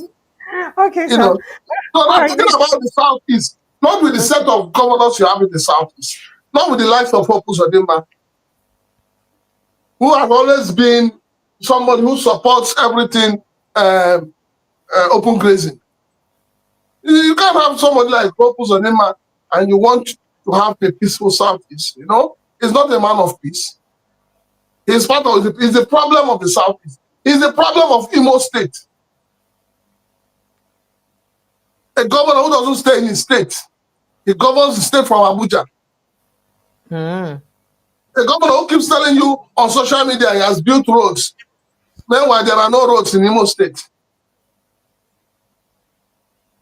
So if they want to form a security network, it's a good idea, but they shouldn't count on Hope Uzodinma. If they also want to, you know, they don't need all the, then these different state houses of assembly come out tomorrow and ban open grazing. We know they are serious. But you see, with the kind of people you have who are, most of them are either in a second term or they want to put their stooges in government, they are all paying allegiance to the man at the federal level. There are certain things they will not want to do so that they don't get rubbish during the elections. Okay, so just before I go, I'll just touch on these conversations, and then if you can give me a minute, you give me, because there's a video I want to play about military officer who's complaining very bitterly, and then I begin to take calls and reactions. Now, Niger government don't want 19 communities to evacuate as flood don't wash away farmlands, and I'm wondering where are they evacuating to? Where if they carry them go? Should we not have? I mean, this flood, this flood don't they predicted even before the beginning of the year. So why Ibise will not get such disaster,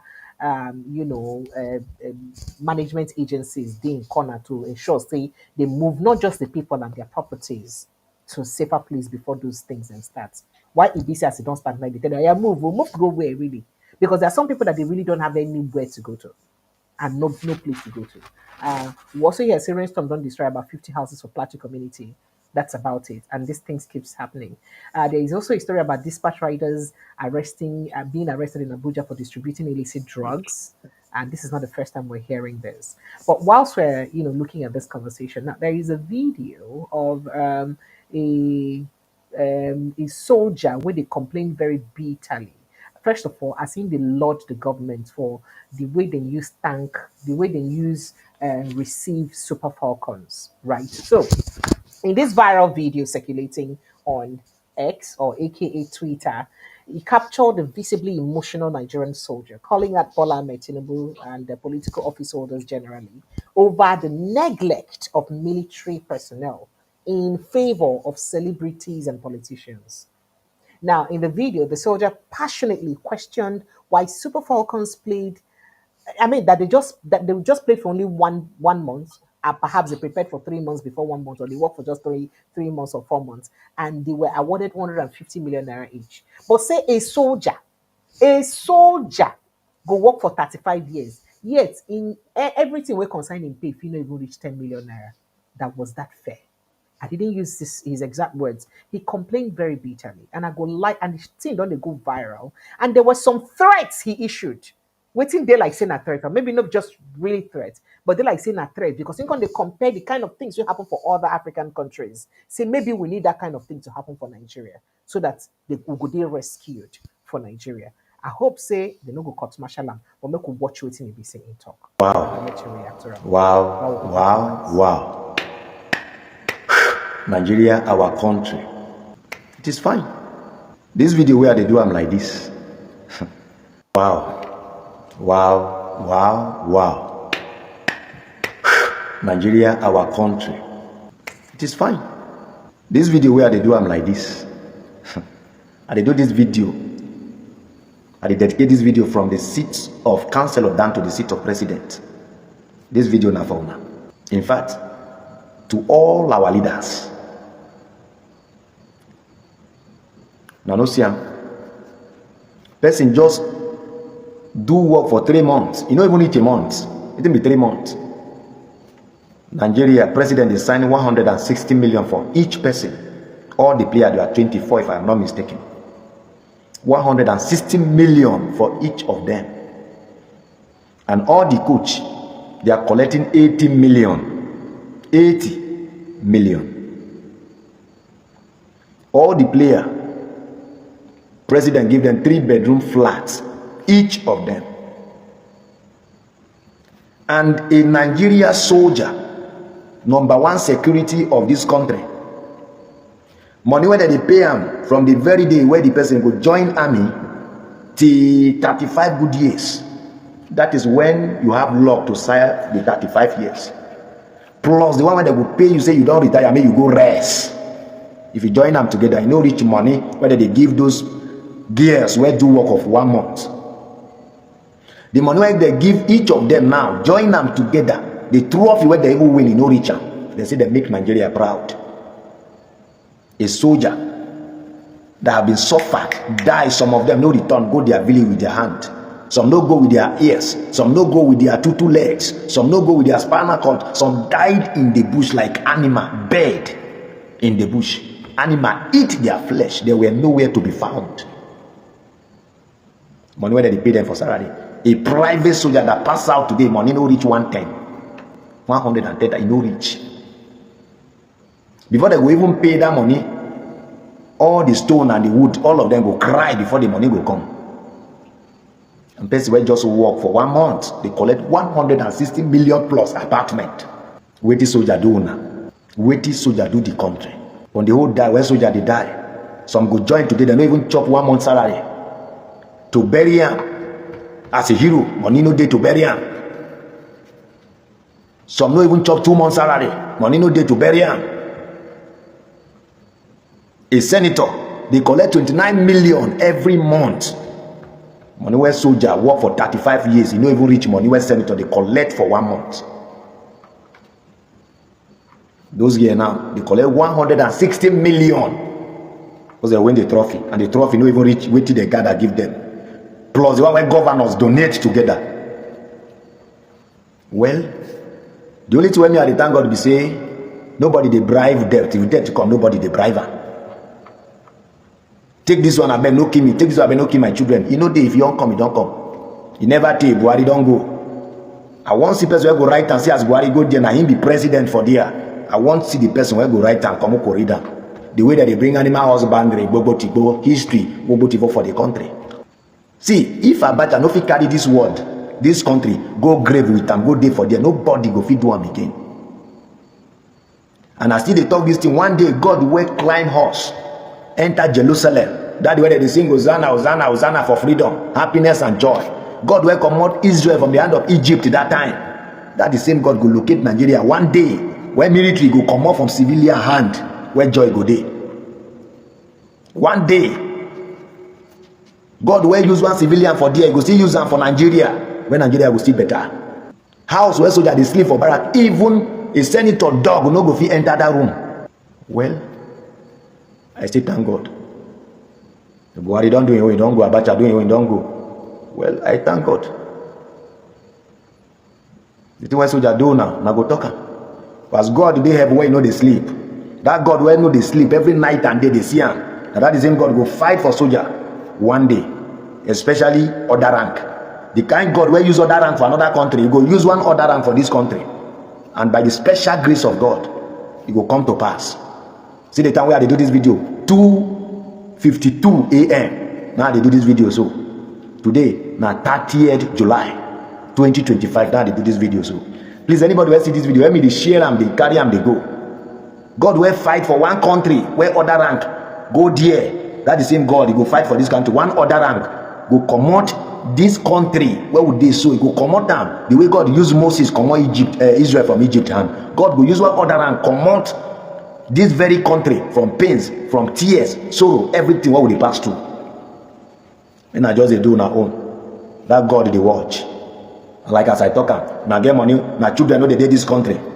Now children they another country. They watch us for television. How soldier they die. And I no worry. That God, he dey watch. Clap hand for you, Mr. Tinubu. Thank you very much for make them happy. Thank you very, very much for make them happy. No wahala. All right, so Prince Francis Chinaka, I wanted to, I almost got emotional watching this because if you see the suffer where they get to go through for their line of duty and all that, but some people they talk saying don't they go out of hand, especially when you compare the things and way they happen for other country and all that. So make her take your reaction to this conversation, sir. You know, I don't know where to start from. I don't know what to say. Um, let me put this out there. The political class are not learning. The Nigerian political class, they are not learning. They don't understand history. They don't study history. When you even Because if compare they where do, they sleep, where soldiers is sleep because to where the dogs of a senator go fit sleep. because It's changed. if they do, they would know that today that Nigerians are not smiling and Nigerians are not happy. Yes, you know, when we started, I was going to talk about this 150 million 3-bedroom apartment. Yes. That's why I told The, you the to hold on government, the government, because the the conversation government is takes time. the government is not acting like a government that is borrowing money to survive. That's where the problem is. And but people talk say they don't celebrate the girls now. We'll talk say they don't celebrate the girls. They don't celebrate them No, now. We don't say they don't no, no, do. no. The government is not acting like a government that is borrowing money to survive. Precious, Sir? you're an entrepreneur and you go and borrow, say, 5 million naira. And that 5 million naira, you want to use it to, add to your business, to bring your business up to standard. And then the moment the 5 million naira is given to you, you now notice that, oh, for the past 6 months, you have not gone to shopping. You have not eaten good food. And you now dip your hand in that 5 million and start spending it. At the end of the day, what you probably had left to put into your business is like 1 million. Please tell me, all those jewelries, all those food items, everything you bought, how are they going to be able to pay the loan you collected? So these are the questions Nigerians are asking. When Peter Obi, I keep coming back to him because the man seems to be the only one that is making sense these days.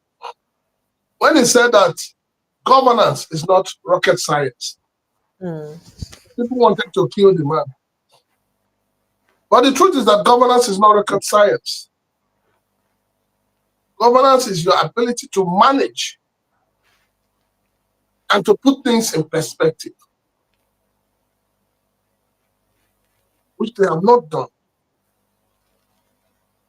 So if Nigerian government is crying, because I know that severally the government have said that if they don't take the measures they're taking, that the country would have collapsed financially. Now, if the government is saying that they don't have money, that's why I said that a good leader leads by example. But this government is not leading by example. In one hand, as a father, you're telling your children, I don't have money to buy you certain things. I don't have money to, give you the, Sunday, every family Sunday now rice and chicken. You say, I don't have money for rice and chicken.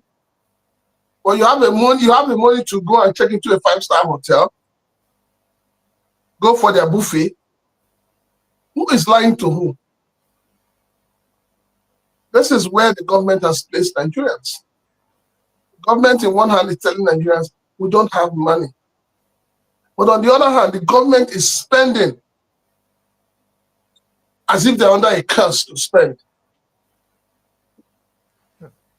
If the government says they don't have money, and, this young people, these people who went to win this tournament, you'd have done like Obasanjo now, give them presidential handshake, and then give them national honor. And probably say, okay, for this is 5 million each. This is 10 players, the players take 5 million, coaches take 2.5 million. Well, the We're money going plenty through for 150 million each of them. we're going through a research. We're going through a research right now. Nigerians are suffering, so everybody wants to suffer. But you see, this government is not thinking that way. And that's the problem with the political class. They don't understand history. Unfortunately, every opportunity is turned into politics. It's turned into campaign. But this is one campaign that has gone wrong. I go out, I've spoken to quite a number of Nigerians to get their own views on this reckless spending the government did. And the people are not happy. People are not happy. But then this is a country where the government do whatever they want. They don't care. They're not interested whether you are happy or not. It's an unfortunate situation. It is really, really sad. Thank you. All right, Nigerians phone lines are open. Let's begin to take your thoughts and reactions on the conversations we've had tonight. Just call us for the WhatsApp line, or you just click on the link. The link will bring you straight into the studio so that you go fit participate. If you click on the link where by the pinned post, it will bring you straight into the studio to participate. Or you call the WhatsApp line 0810 0817 0294077. 0817 0294077. Now the number where you will call to join the conversation. All right. We could begin to talk to people one by follow. Dr. Chris, good evening and welcome. Thank you, Precious. Sir? Can you hear me? Yeah, can you hear me? Yes, I can. Crystal clear, sir. Okay. Very well. So, I am very happy with your program. That's number one. I'm calling from Dallas, Texas. You're welcome. And I think I agree with your guest on some of the issues, and I will take them one after the other. One, the Falcon people. I will try to give you one example. Let's say Michelle Alozie, who plays for the Houston soccer people. Yes. And she makes a certain amount of money in a year. Okay. She works as a research scientist. That's why one of the she's a research scientist. Exactly. So the point is that if she comes to Nigeria to do a job for Nigeria for some reason, okay, and they paid her the money for that compensation, right? 150. Remember that they have the money that they would earn from the prize money they want from that match. So this one is just given to them by the presidents to appreciate them. It's different money they're winning. So what I'm saying that people will argue that she was paid a fair compensation for her job. Other people also will argue that it is not a fair compensation. And I agree with those who said it's not a fair compensation. If we take into consideration what is happening in Nigeria as of present, it is absolutely not good. They should have not done so. Not only have they done so, all other state governors are also trying to replicate the same thing by giving them some other money. Okay, so that's not a good thing.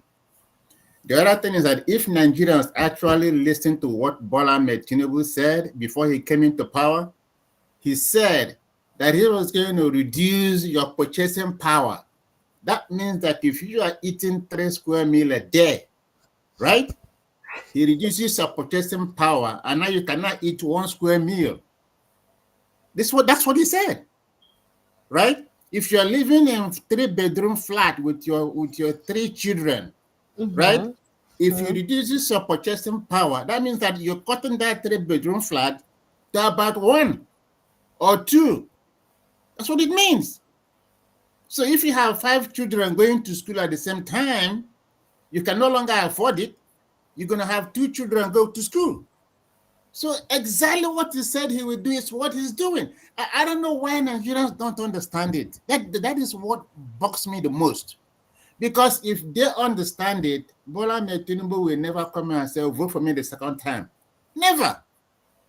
So that is the problem that we have in Nigeria. A time has to come when, going to protest is not like shouting. Just like your guest said, go down there and sit down. If you sit down in that place for for 3 days. Just sit down. That's it. Sit down. And they will do something. So in that aspect, we're not doing good. I think we need to change. On Peter Obi's, saying that he wants to do 1 term, I think as a principled politician, that was a good statement, right? But what about those who think that 4 years is not enough to change what has gone wrong in Nigeria? Because believe me, everything in Nigeria is wrong, is heading to the wrong direction. If Nigerians fail to put Obi in charge, I don't know who he is, I haven't met him, but if they fail to put him in charge, it will take another 10, 20 years to bring a person that will refocus Nigeria. Nigeria is at a point where if somebody doesn't stop the spiraling, it is going to go really, really bad. There is nothing in Nigeria that is compared to even the neighboring West African country, which we are more richer than. You go there, you have school. You go there, they pay the people who work. But over here in Nigeria, somebody owes you for 7 months, and he pays you for 2 months. And he wants you to bow down and kiss his knees for paying you for 2 months. He tell you, you should even be happy that he paid you for 2 months. After you have already slaved yourself for, it's only 7 months. And yet people just don't feel, it's not a problem. They don't care. Life goes on. I think it is very, very sad of our people. We need to change. We need to do something differently. For those of them who are, nonchalant, they don't want to, say something. They don't want to contribute. They don't want to, get engaged. Everybody needs to get engaged. My kids are here. They're all going to good school, but it doesn't prevent me from saying, oh, I have cousins over there. I have nieces. I have nephews. I have my brothers. They work for months. They don't get paid. Every time somebody calls until they give him money.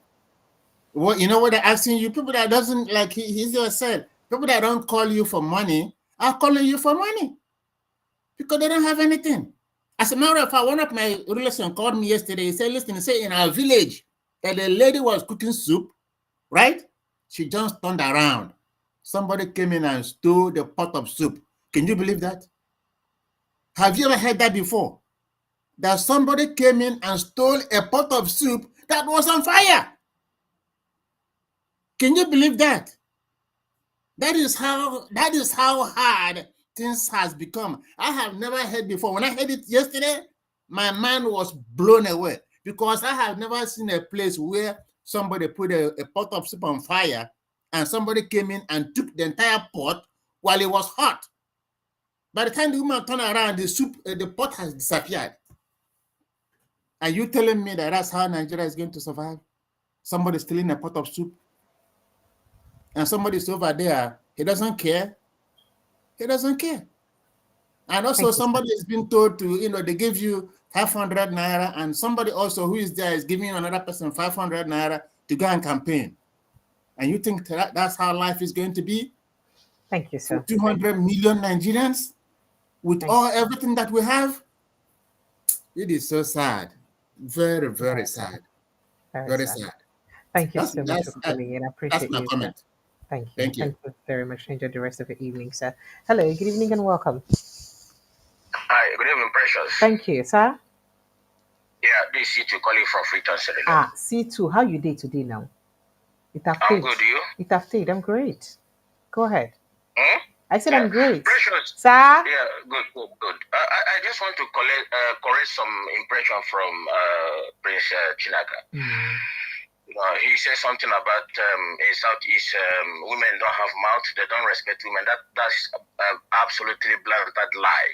Women have mouth from where I came from in Southeast. There's what we call umada. If you do a wrong thing, they will summon you, and whatever they say goes. So people, you shouldn't bring that. You shouldn't say that on air because it's on air saying it. So I'm here countering it now because this is how our people use their mouth to be talking what exactly they don't know. Okay. Now that is number one. I correct it now because women have mouth. Where in Southeast they said whatever they say goes. Okay. So now the protest of 18, protest does not work in Nigeria. Who's talking about protest? Okay, the Plateau State women. The protest of the Plateau women that saying they're going to go naked. Even though if they go naked, nobody cares. I'm telling you, Nigeria sisters, because what's ruling Nigeria, what you see in Nigeria now is a demon. These are demon people ruling Nigeria as I speak to you now since 2015. Now, let me tell you something again pertaining in terms of that protest. If they went to sit down now in National Assembly to occupy the place, sit down, as he said, these people will command army and police to start shooting these women. I'm telling you, in Enugu, there's a time Fulani herdsmen went and you know, ravaged the Enugu community, butchering them in their farms. These women came out and sat down along the road to call the attention of the governor to intervene to do that is a something. Hamofa. Sorry? That's a Hamofa. Go ahead. Yes. The soldiers came out with their drugs and arrested these women and take them away. This will happen in Enugu. So how again do you want these people to protest? What do you want them to do? Government is not helping them when they were killed. Government is not listening to them when their farms were destroyed. Tell me, how do you want these people to cope? How? Right. Thank you. Is it not the right thing people are saying now? They should allow everybody to take a. If you go to anywhere you go to, that's what Nigeria say. They should allow Nigerians to have rifle to defend themselves. See why don't you want to say it here? It's on social media. Defend yourself. I'm not the one saying it. It's from Chiomanda. Okay? So, and this, let me go to Soludo. Precious. Sir? Soludo, somebody like me cannot watch Soludo insulting Peter Obi because Soludo himself is a coward. Okay? He has nothing to offer. He has nothing to offer to Anambra State. He's a pure coward. And I begin to believe that his professor was bought. Okay? Soludo, his professor was bought. He can't be coming out and be talking to Peter Obi because he knows that Peter Obi has no time to reply or, you know, Peter Obi has no time for all these useless people. It can't be Peter Obi record. Forget about that. We just keep quiet and watch him talking rubbish all the time. He can't even go. Look at the young boy that was selling fish. We are more than in his own where he is governed. What did he do? What has Soludo done about to catch these murderers of that fish seller? What has he done to bring them to justice? What he's done is to come to social media and talk rubbish all the time. He can't even do 2 kilometers of a road talking rubbish about Peter Obi all the time. Who is him? It's because they put him there as a governor. And let me tell the people that is parading the wrong people that killed it. Because what happened is, this is why I tell you that Eastern politicians are demon.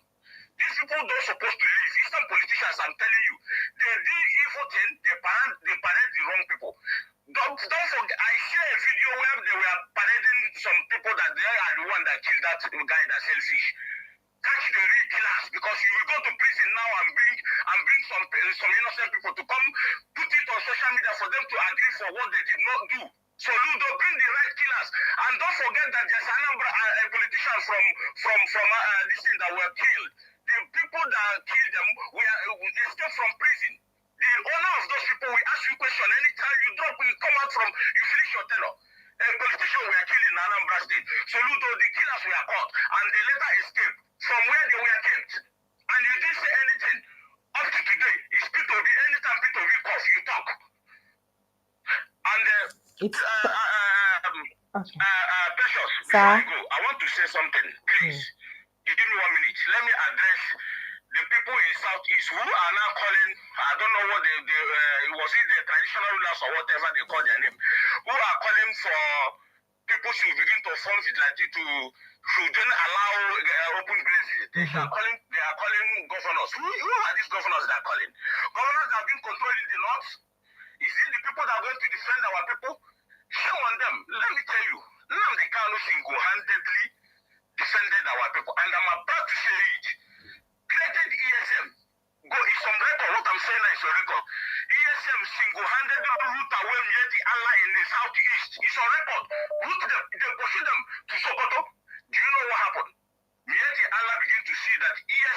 It's not a force. You can just come and defeat. They ask their people to leave Southeast. Go and check the news. They ask me, Allah ask their murderers, Fulani terrorists to leave Southeast because they know what they saw in the house of ESM. You guess what? Now they are calling people to come and start defending. Ask them, what about what happened to ESM when ESM were taking these people out? Is it not even politicians that went to, they are not to deceive them? Oh, you are here, you are there. ESM is doing this. They went out and began calling DSS, ESM, military, and all the whole Nigerian security force to come and be pushing ESM and killing innocent people. Is it not the same this Igwe and PGs, all these traditional rulers, all these bastards we have in our land? Call yourself traditional rulers. All right, thank you. These are cowards in Igbo land, I said to you. These are cowards. Thank you so much. So that others can respond. Thank you. Let's others respond, please. Thank you so much. I appreciate you. Thank you so much. Thank you so much. I don't know if Prince Francis would like to quickly respond before I take another call. Prince Francis. Well, you need to bring me up to speed because his audio was not true. I only heard him when he said that the Igbo woman, that I was wrong at that. Unfortunately, a lot of people he said that no. He said that he's an Igbo man, and he said that you were wrong and that you're putting out. No. Let me correct him. Let me clear him now. Hold on. I heard you what he said on that. That anything they say stands. Precious, hold on now. He is not more an Igbo man than myself. The problem we have with a lot of Igbo men who live abroad is that suddenly they wake up from sleep and they think that the Western culture that they have embraced is what plays out in the Southeast. The Ummada is they are talking about what role do they play? What have the Ummada said that the Ummada has accepted? So when people talk about this issue of the tradition of Igbo land and Igbo in terms of the girl child, people need to be sincere with themselves. But unfortunately, the Igbos will always try to, some people will try to placate it. We know what is happening in the Southeast. I am a Southeasterner, so I know. The education of the Southeast, the Igbo girl is something that a lot of Igbo men don't even ascribe to. It's only those who have left the Southeast that are in the towns or that have moved to other states or have gone abroad that you would say, oh, my daughter must become this and all of that. So people must see they should say the truth and stop trying to cover it up with, ethnicity and all of that.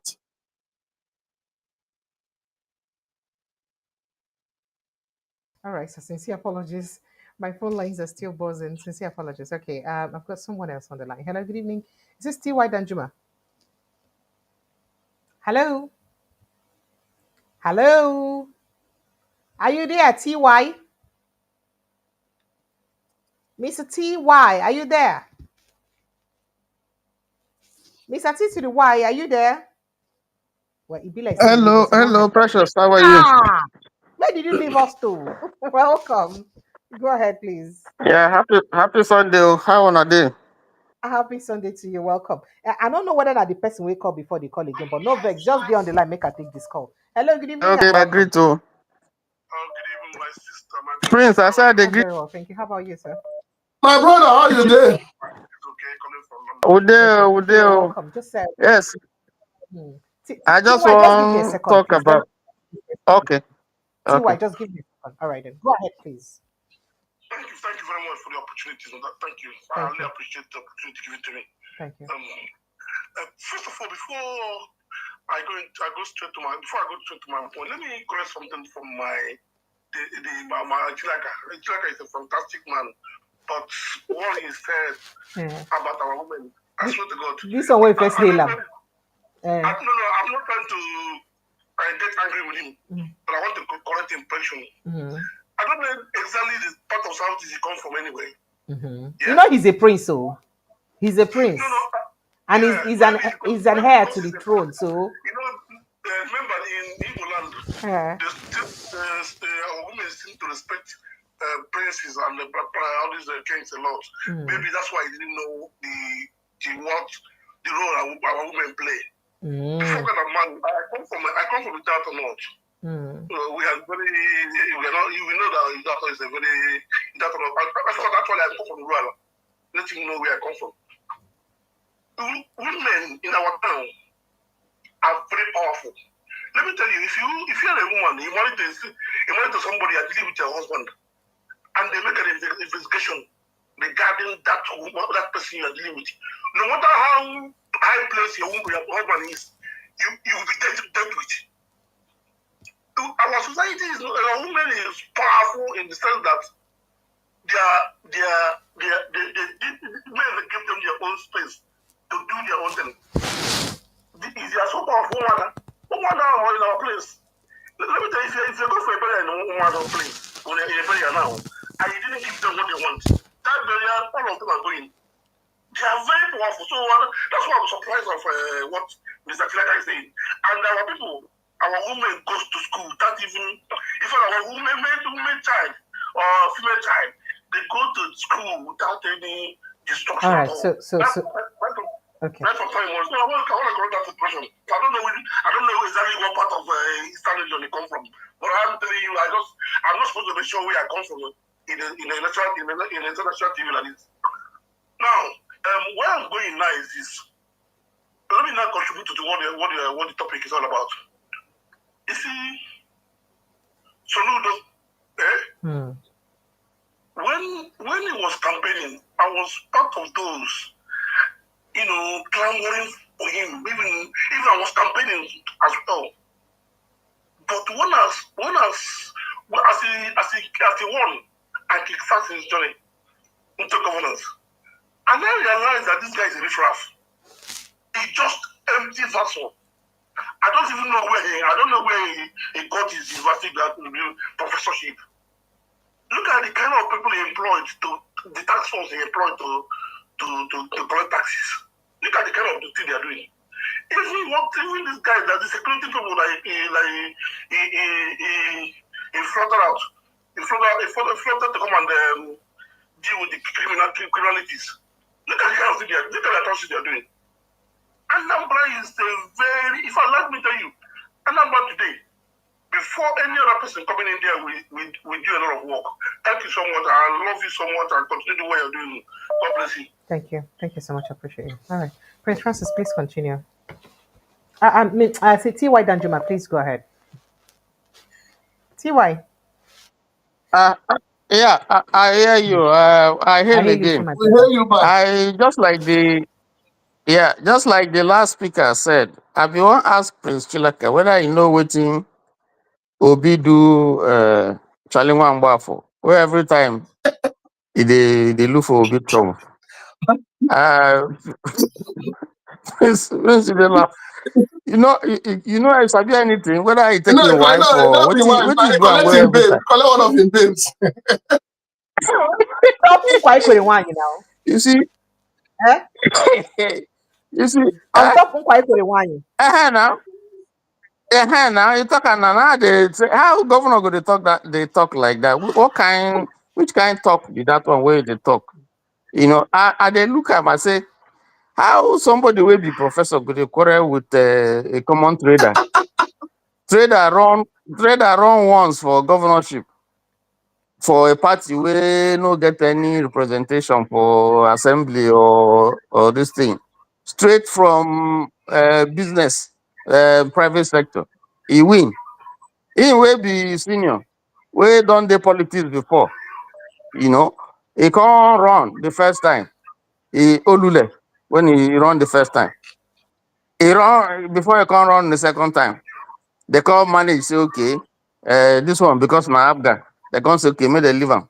Now he did there every time he they call Obi. Every time they call Obi. What you Obi do am? I don't know.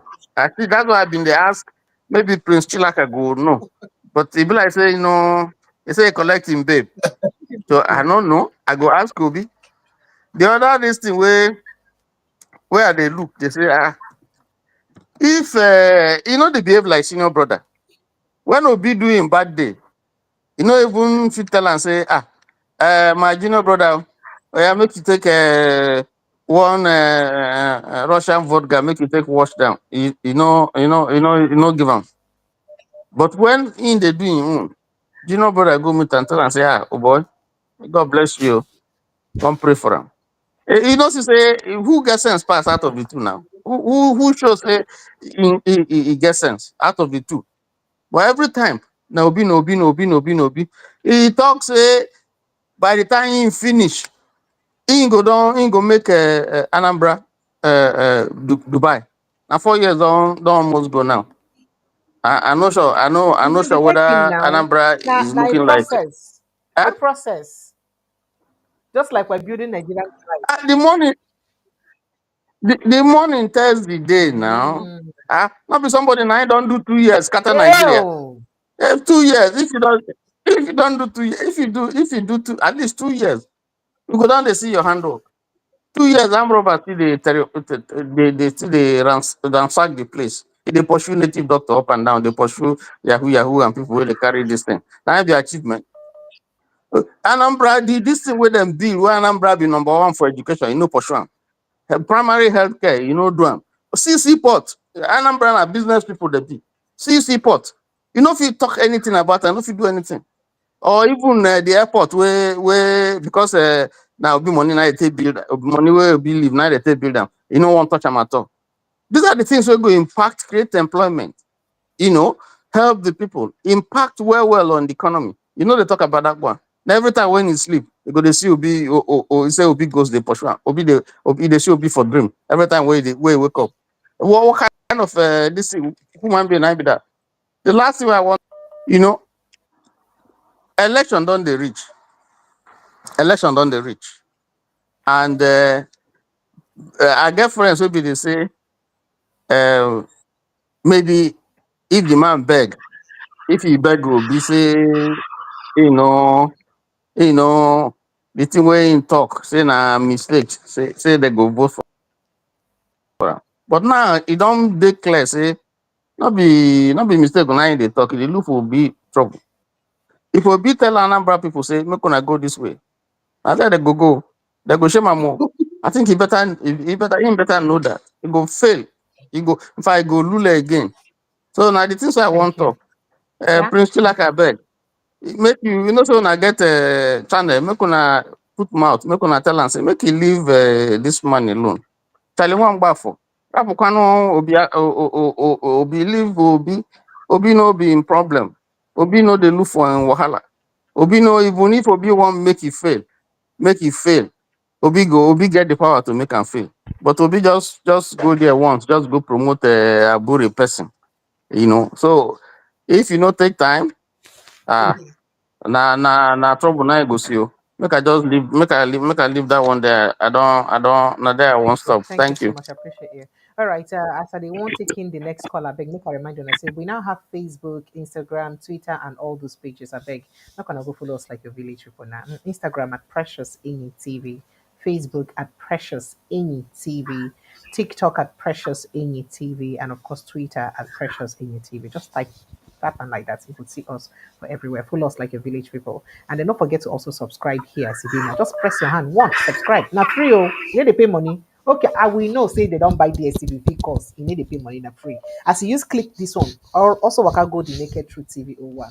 You see am for front of Prince Francis Chilaka name. Go click the Naked Truth TV 01. Subscribe. Find them like your village people. Find them like your prince. Full am. Whether you like what you talk about Mwada or not, just full am. Maybe we go clarify you for top of that page. I appreciate it. Hello, good evening and welcome. Yeah, Mazi from Germany. Hey, Mazi, my brother, where in the world? Mazi, why are you doing me willy like this now, Mazi? Yes. Mazi, Yes, what I my do sister, you? my sister just, just very tight schedules. Yeah, very tight. I'm glad you are alive and we're fine. It's okay. It's okay. Let the Yes, schedule be tight for good. yes, God is good. God is good. Welcome. Yeah, Welcome. please, I'm already on bed listening, and when our brother Chilaka made this comment He about it, evoked your spirit man. yes, I'm not happy about it because Oh. I'm an Igbo man. I'm from Imo State, and I have three sisters and three brothers. All of my three sisters went to university, and all of us boys didn't go, stop at secondary school because there was no money to train all of us.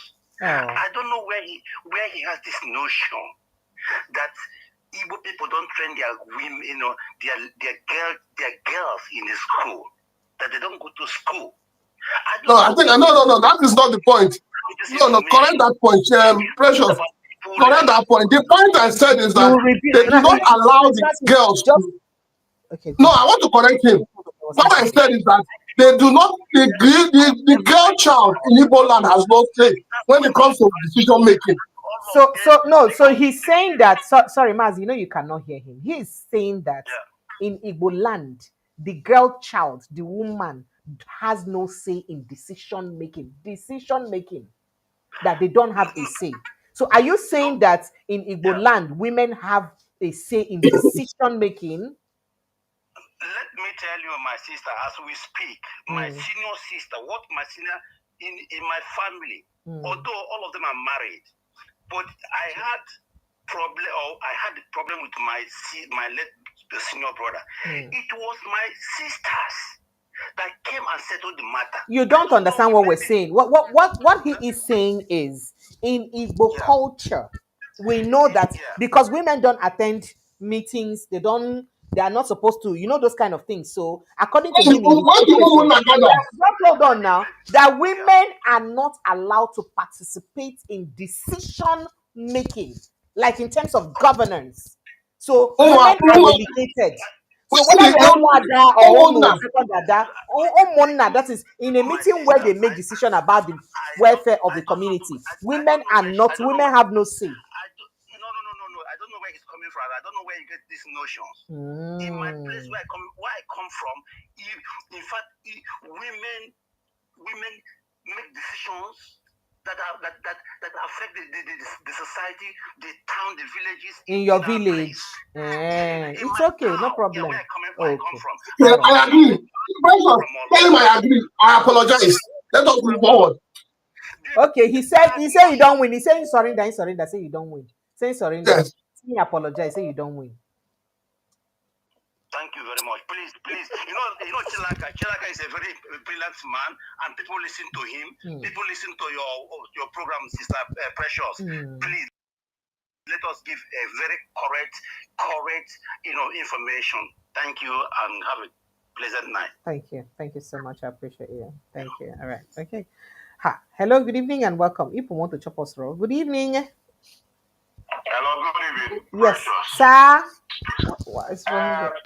Prince Chilaka, please, you don't need to be angry with some of them. I've been in Europe for 15 years. I'm now living in America. Some of them, they don't know anything about tradition. From what you said is reality. Those days, it works. Those days. But this time around, there's a lot of corruption. Those things are no more working anymore. Like from the last caller that said that in their village, the women make decisions. Yes, women make decisions, but women never had a meeting. It can never happen. Women, they have their own meeting. But in township, what they call general meeting, men and women can be together and do it once in a month, general meeting. But they have women's meeting and men's meeting. So it doesn't mean that he's talking down on women. He's trying to tell you how it works. But some of us are abroad. We came to abroad. We only try to talk everything, every discussion. We want to say something about it. And coming to from what Priscilla has said about going naked, those days to work. But these days it doesn't work.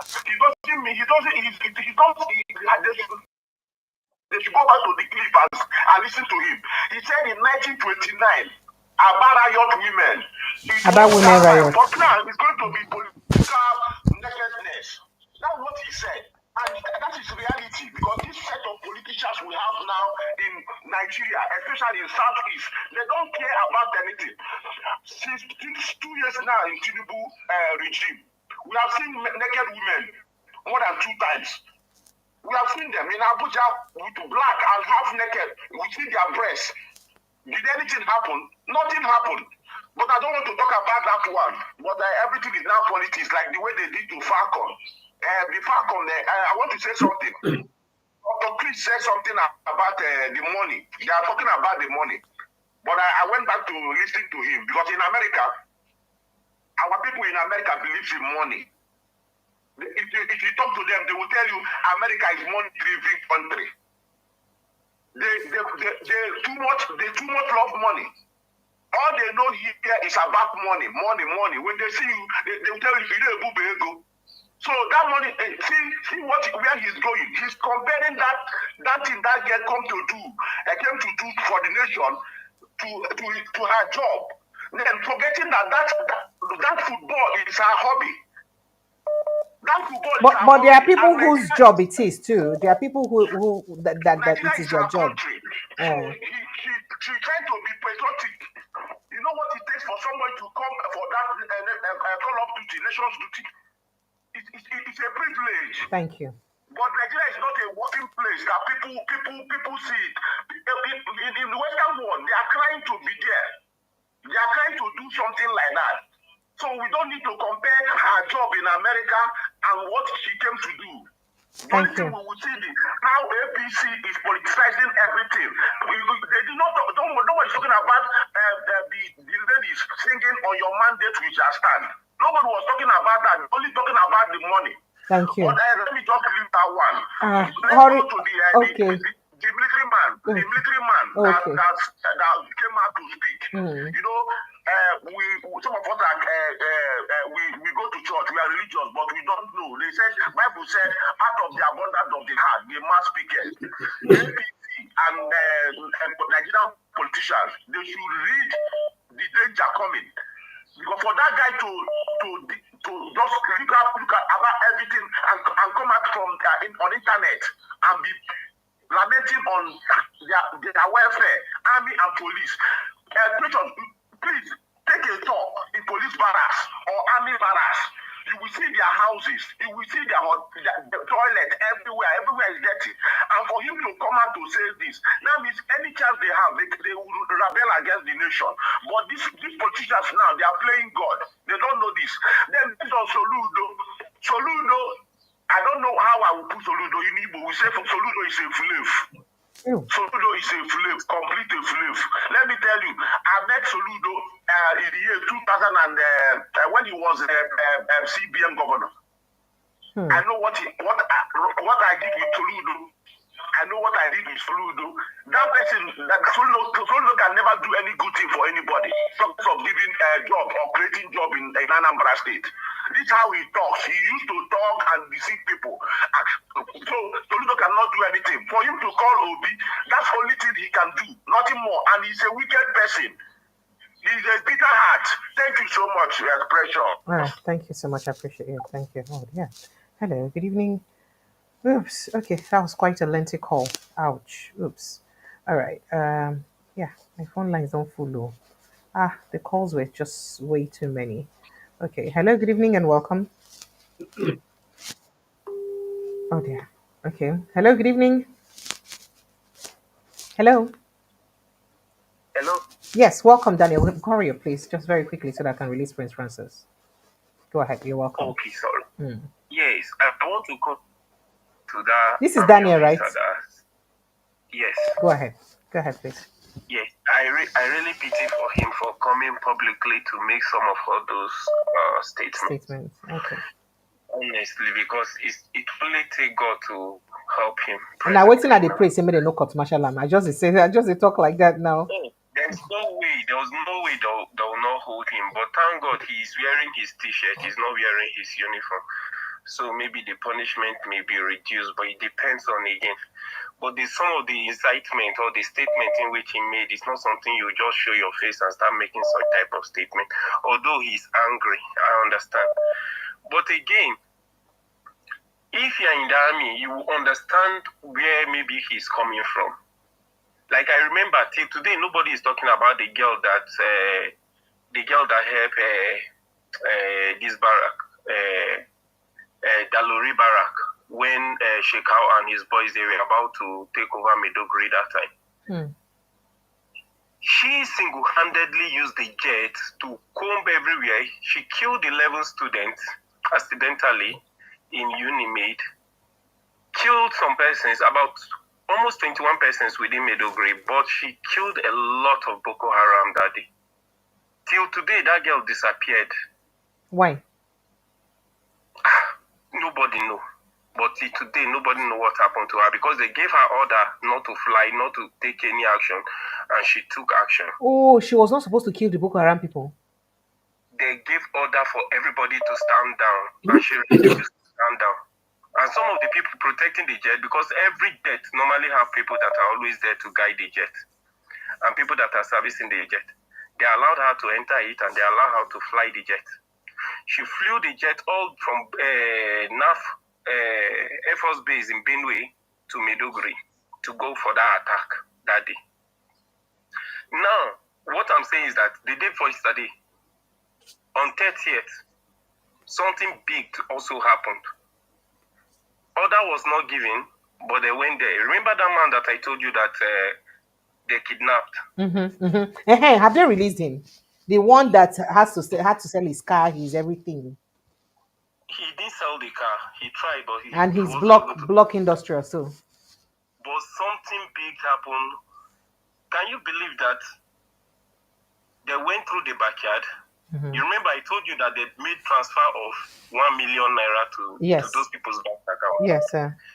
And again, they are able to call those people. Do you know that because of maybe one connection or two connection in which he is privileged, they were able to pinpoint the camp, and that was where they took this particular action that they did for on 30th. On 30th, is it the day before yesterday? I can't remember again. They attacked. When they attacked, they dropped bomb in that camp, and that's how he managed to escape. Because those people, everybody just scattered, both their women, the men, everybody in the camp, and that's how he succeeded to escape. Now that was on Wednesday. Practice was on Wednesday. Okay, I've not been able to speak to him, but definitely I'll be able to speak to him. I hope he's definitely safe. Maybe yes, I'll be able to relate. Now God save him like that too. We are so happy, but the whole thing is that they can pinpoint based on him, and his brother went ahead to make sure that this is because before Nigerian jet fly, you know how much for each flight of jet. Some of all those things, the country knows if they truly want to fight this thing, they go fight. Imagine people they fight, your gun no fit shoot. You shoot 3 bullets, you need to almost scatter the whole gun, reassemble them again for battlefront too. That's how ill-equipped our military are. Thank you, Daniel. I won't ask plenty questions if I can ask. Thank you. I appreciate you, Daniel. Thank you so much. Thank you. So why is it hard for us to get them the same kind of sophisticated weapon they give to these guys that are tormenting them? Why is it hard? Is it that we cannot afford it? What is even going on? I don't understand. Like the corruption in the system. Many more. I don't understand all this kind of the corruption in the system is not allowing it. These soldiers keep coming out to say that these people even have more sophisticated weapon than us, and we think it's a joke. And it's not a joke. It's a corruption in the system. Wow. There are people who are Nigerians who claim to be patriotic, but they're benefiting from this whole charade. This is crazy. All right. Prince Francis Chilaka, let me let you take your parting shot. Time is fast spent. It's past 11. All right, my parting shot is not going to be far from what I said before. I think a lot of my Igbo brothers, they don't want to understand where I'm coming from. The truth of the matter in Igbo land is that when the Omuna sit down to take decisions, the so-called Umuadas are not invited. And that is where I stand. And I still believe it's happening till tomorrow. It's just that every family on their own is deciding how to manage their girl child. And that is, you must also take that into cognizance when you say, Igbo Igbos have no king. Igbos do not revere their kings. But the truth of the matter is that it is not something that is common in Igbo land for the women to speak when the men are holding their meetings. So on that, anybody that feels hurt, I'm sorry, but that is the truth. So if you have a different opinion, superior argument, please come to Naked Truth TV or let us discuss. Go to Naked Truth CVO1 and give him that superior argument. Thank you, Prince Francis Chilaka. I like to appreciate you. Thank you so much for always You're making out welcome. time. Look, follow talk for things that happen for Nigeria. Thank you. God bless you. Your reward be on earth, they heaven, and you go deep and gradually.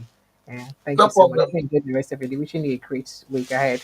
All right, Nigerians, that's the size of our package, and I'd like to say big thank you to everyone who's been part of the show tonight. Thank you for on our contribution, on our calls, on our reactions. It means a lot to us. Don't forget to go follow Prince Francis Chilaka at the Naked Truth TV01, the Naked Truth TV01, and you see him. If you even want to make it see him the way you put him. The Naked Truth TV01. The person will say you know see him before. Type him again, you will see him. The Naked Truth TV01. Please, you'll see him. And then also follow us like a village people at Precious ATV at Precious A. Just subscribe. Just click on the subscription button. You subscribe. And if you go to our bio, you see all our social media handles. You for the bio: Facebook, Twitter, Instagram. All of them live for the bio. So just go there now. Follow us like a village people. Now kindly subscribe and follow us like a village people. Let's keep pushing the ministry forward. I love you guys so dearly. I'll see you again tomorrow evening, God willing. And do enjoy the rest of your evening. Please stay out of trouble because wahala. Hmm? Wahala, no good. See you tomorrow, God willing. Protect your mental health. Because maka, hypertension. Good night and God bless you. Thank you.